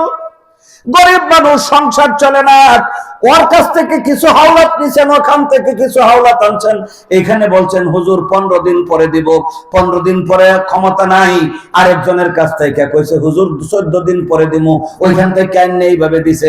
বিশাল একটা ভেজাল হয়ে গেছে, চতুর্দিক দিয়ে ঋণের চাপ, লোকটা শুধু যারে যারে কান্দে। রাত্রে নবীজির উপরে দুরূদ শরীফ পড়া পড়া ঘুম আসে না, দুরূদ শরীফ পড়ে আর কান্দে, ইয়া রাসূলুল্লাহ, ইয়া হাবিবাল্লাহ। কত আলেমরা কইছে তুমি নাকি গরিবের দরদি বন্ধু। নবী গো, অভাবের কারণে সংসার চলে না, সন্তানাদিদেরকেও ঠিক মতো কুরকুশ দিতে পারি না। ইয়া রাসূলুল্লাহ, ইয়া হাবিবাল্লাহ, উনজুর হালানা। নবী গো, আমার দিকে একটু দেখো, আমার হালতটা তো তুমি একবার দেখো। কানতে কানতে কানতে কানতে একদিন তার কান্নার অবসান ঘটে গেছে। রাহমাতুল্লিল আলামিন সাল্লাল্লাহু আলাইহি ওয়াসাল্লাম স্বপ্নে এই পাগলকে বললেন, রে পাগলা, আর কাঁদিস না, আগামী কালকে তুই তোমার দেশের বাদশা আব্দুল হামিদের দরবারে যাইবা, গিয়া বলবা, তোমার হালতের অবস্থাটা বলবা, আর একটা অভিযোগ তুমি তারে জানাই দিবা, প্রত্যেকদিন রাত্রে সে আমার উপরে দুরূদ শরীফ পড়ে, কিন্তু গত রাত্রে কেন সে আমার উপরে দুরূদ শরীফ পড়লো না, এই সংবাদটা তুমি তারে জানাই দিবা। আমার আব্দুল হামিদকে বলবা, জিজ্ঞেস করবা কেন সে দুরূদ পড়লো না। পাগলার তো আর রাত্রি পোষায় না, যেই পোষাইল সকালবেলা দৌড়ে গিয়া মহামান্য রাষ্ট্রপতির গেটে দাঁড়াইছে, কেউ ভিতরে ঢুকতে দেয় না। গরিব মানুষ মনে করে রাজদরবার থেকে কিছু স্বর্ণ মুদ্রা তারে দিয়ে দিছে। কয় না না না, আমি স্বর্ণ মুদ্রা নেওয়ার জন্য আসি নাই, আমি আসছি বাদশাহ রাজা বাহাদুরের সঙ্গে আমি সাক্ষাৎ করব। হুজুর, এই গরিবটা তো ফকিরটা তো যায় না, কি কয় আপনার সঙ্গে সাক্ষাৎ করতে কয়, তাহলে পাঠিয়ে দাও। ঠিক রাজ সিংহাসনের সামনে গিয়ে ওই লোকটা দাঁড়াইছে, সালাম দিয়া কয়, বাদশা, আমি আপনার রাজ্যের প্রজা, আমি গরিব মানুষ, চতুর্দিকে আমার অসংখ্য পাওনাদার হয়ে গেছে, আমাকে পাওনাদাররা তাগদা করে, তাদের ঋণ পরিশোধ করতে পারি না। রাত্রে রাত্রে আমি আমার নূরের নবীর, হায়াতুল নবীর কদম মোবারকে দুরূদ শরীফ পড়ে পড়ে কান্দি। হঠাৎ করে গত রাত্রে আমার নূরের নবী, হায়াতুল নবী, আমার জিন্দা নবী আমার হুজরায় হাজির হয়ে গেছে। নবীজি আয়েশা বলছেন, রে পাগলা, আমার আব্দুল হামিদ রে গিয়া বলবা। আব্দুল হামিদ সেইটাই, রাষ্ট্রপতি আব্দুল হামিদ দাঁড়ায় গেছে, কয়েকটু থামে, এক থলি স্বর্ণ মুদ্রা হাতে উঠে দিলে লোকটা বিদায় হয়। আরেকটু দাঁড়া, আরেকবার কি বলবেন, নবীজি কি বলছেন আমার ব্যাপারে। আবার শুরু করছে, আমি কাঁদতে কাঁদতে ঘুমাইছিলাম, ঘুমায় দেখি নবীজি আমার হুজরা এসে হাজির হয়ে গেছে।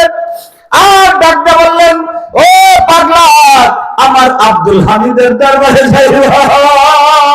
আমার দাদা আরেক বস্তা স্বর্ণ মুদ্রা দিছে, চারবার দিছে, শুধু আমার আব্দুল হামিদ বললে আর সহ্য করতে পারে না। এরপরে 5 বস্তা যখন স্বর্ণ মুদ্রা হয়ে গেছে, আব্দুল হামিদের যে সেনাপতি, সে কয়, আপনার কি ঋণ পরিশোধ হবে না? কয়, 1 বস্তাই তো লাগবে না। কয়, যেভাবে দিতেছে আপনি নিতেছেন। কয়, আমার তো কিছু করার কারণ নাই, আমি কি করব, বাধা দিব কেমনে? কয়, ঘটনাটা কি বলেন। এখন ওই লোকটা বলছে, নবীজি বলছেন, আমার আব্দুল হামিদ প্রত্যেক দিন দুরূদ শরীফ পড়ে, গত রাত্রে কেন আমার উপরে দুরূদ পড়লো না? আব্দুল হামিদ আরো 1 বস্তা স্বর্ণ মুদ্রা দিলে ওই লোক বিদায় হবে। সেনাপতি ডাক দেখো, বাদশা নামদার, আপনি শুধু দিতেই থাকলেন। বাদশা দরবার দিয়ে কয়, চুপ করো, তুমি প্রেমের খেলা বুঝবা না। পাগল যে আসছে, এত সাধারণ মানুষ না, এত ঠিকই সত্য কথা বলছে। আমি যে রাত্রে নবীজির উপরে দুরূদ শরীফ পড়ি, আমার স্ত্রীও জানে না। দুরূদ শরীফের পরে আমি আমার অন্তর্মহলে ঢুকি। গতকালকে সারাদিন ব্যস্ততার মধ্যে গেছে, রাত্রে দুরূদ শরীফ পড়তে পারি নাই, এটা শুধু আমি জানি। আর আমার মহান মাসুদ আমার মদিনা ওয়ালা জানে, পৃথিবীর কেউ জানে না দুরূদ শরীফ পড়ি কি পড়ি না, পৃথিবীর কেউ জানে না। সত্যি আমার নবী তাকে জানাইছেন, তা না হলে সে জানলো কেমনে? আর সে যেভাবে বলতেছিল আমার নবীজির জবানে আমার নাম যখন আব্দুল হামিদ বের হয়েছে, এ যদি খুশি না হইতো, আমার রাজ্যের পুরাটা যদি তাকে দিতে হইতো আমি দিতাম, তারপরে ওর জবান দিয়া আমার নবীজির জবানের কথাটা শুনতে ভালোবাসতাম। চিৎকার করে কোন মারহাবা সালাতুন ইয়া রাসূলুল্লাহ আলাইকুম সালামুন ইয়া হাবিবাল্লাহ আলাইকুম সালামুন ইয়া হাবিবাল্লাহ আলাইকুম আল্লাহুম্মা সাল্লি সাইয়্যিদিনা মাওলানা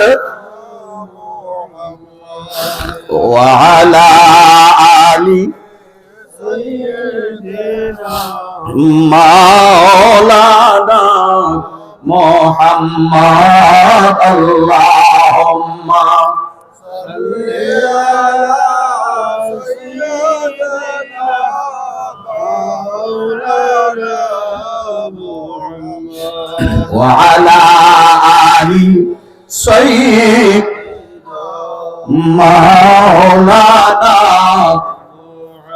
আল্লাহুম্মা সাল্লি ওয়া সাল্লিম ওয়া বারিক আলাইহি। প্রাণের আশিকান ভাইরা, কবরে আমরা যেন মদিনাওয়ালার পরিচয়টা সবচেয়ে সুন্দর করে দিতে পারি। যিনি আমার নবীর পরিচয় দিতে পারবেন, তার আগে পরে আর কোনো কিছুর দরকার হবে না। কবরে যারা শুয়ে আছেন, নবীজি বলছেন হুফরাতিন মিন হুফারিন নিরান আও রাউদাতুন মিন রিয়াদিল জান্নাহ। কবরটা হবে হয় কারো জন্য বেহেশতের ফুল বাগান, অথবা কারো জন্য হবে জাহান্নামের গাড়া। আল্লাহ যেন আমাদের সকল পূর্বপুরুষদের কবর জান্নাতের বাগান বানায় দেন। একটু দোয়া করার দরকার আছে না? এখনো যারা বাহিরে আছেন সবাই চলে আসেন, এখন দোয়া হবে। আসেন, দোয়াটা যেন আল্লাহ পাকের দরবারে পছন্দ হয়, এই জন্য আমরা দাঁড়ায় মদিনাওয়ালাকে একটু সালাম জানাই দেই। ইয়া নবী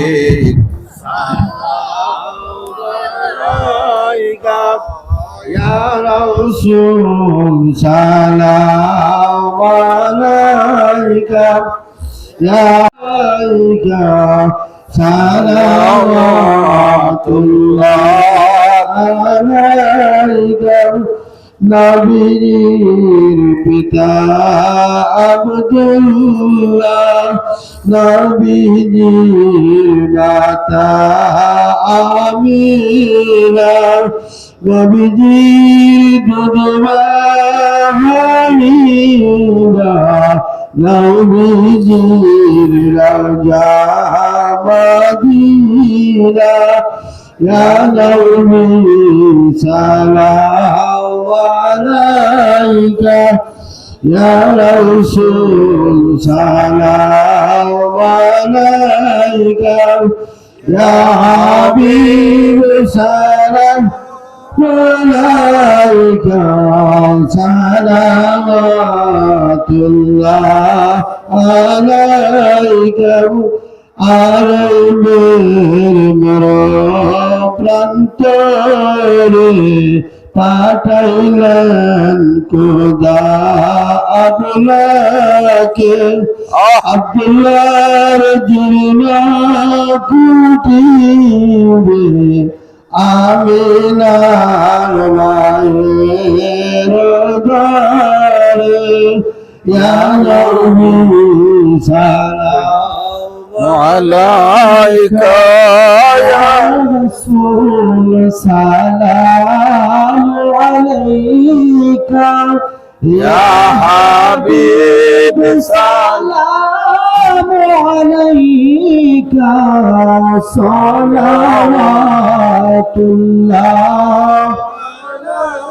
সাইয়্যিদি ইয়া রাসূলাল্লাহ ওয়া ইয়া হাবিবাল্লাহ।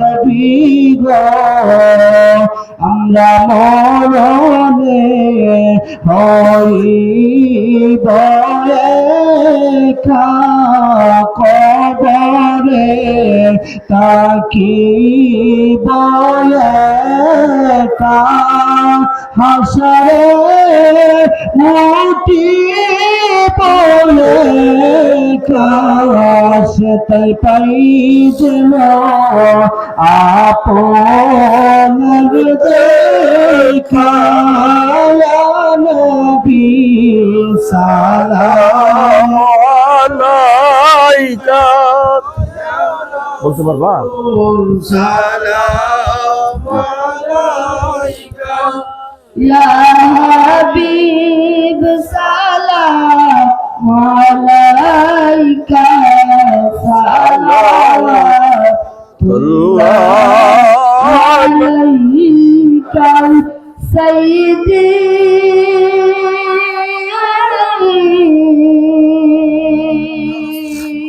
ইয়া রাসূলুল্লাহ মায়াল নবী গো আমার ওয়া হাবিবাল্লাহ কেমন জানি মক্কা মদিনা কেমন জানি রওজা মদিনা কেমন জানি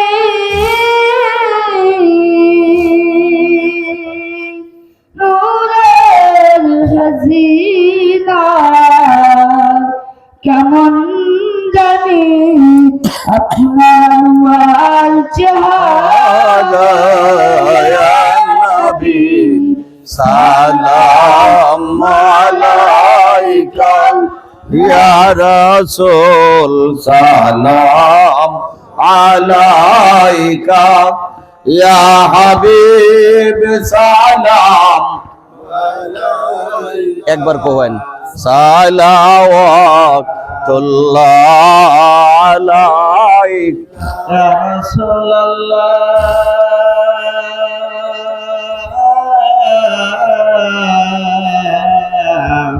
ইয়া হাবিবাল্লাহ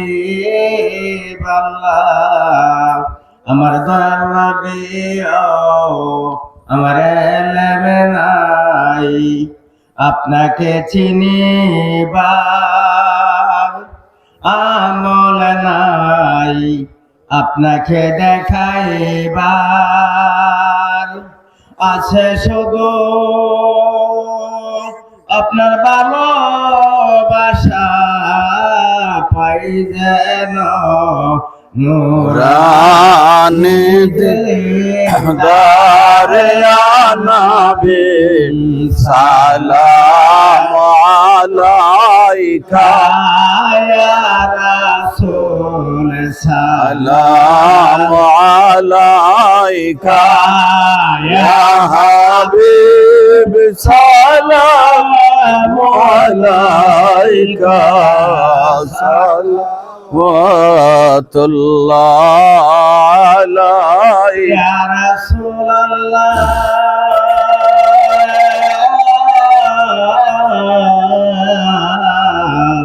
ইয়া হাবিবাল্লাহ আমার নবী যেদিন সকল যাইবে ভুলা সেদিন যদি আপনি জানে ভুলে কি উপায় হবে হাসরে ইয়া নবী সালাম আলাইকা ইয়া রাসূল সালাম আলাইকা ইয়া হাবিব মাশুক কইবে নাকি কা সালাওয়াতুল্লাহ আলাইকা ইয়া রাসূলুল্লাহ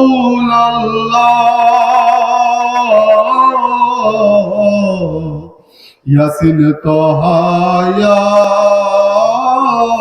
হাবিবাল্লাহ মদিনার দিকে চাহিয়া কান্দি গো নবী দুরুদ সালাম পড়িয়া দিবেন গো পর্দা উঠাইয়া দেখিব পরাণ ভরিয়া ইয়া নবী সালাম আলাইকা ইয়া রাসূল সালাম আলাইকা ইয়া হাবিব সালাম আলাইকা সালাওয়াতুল্লাহ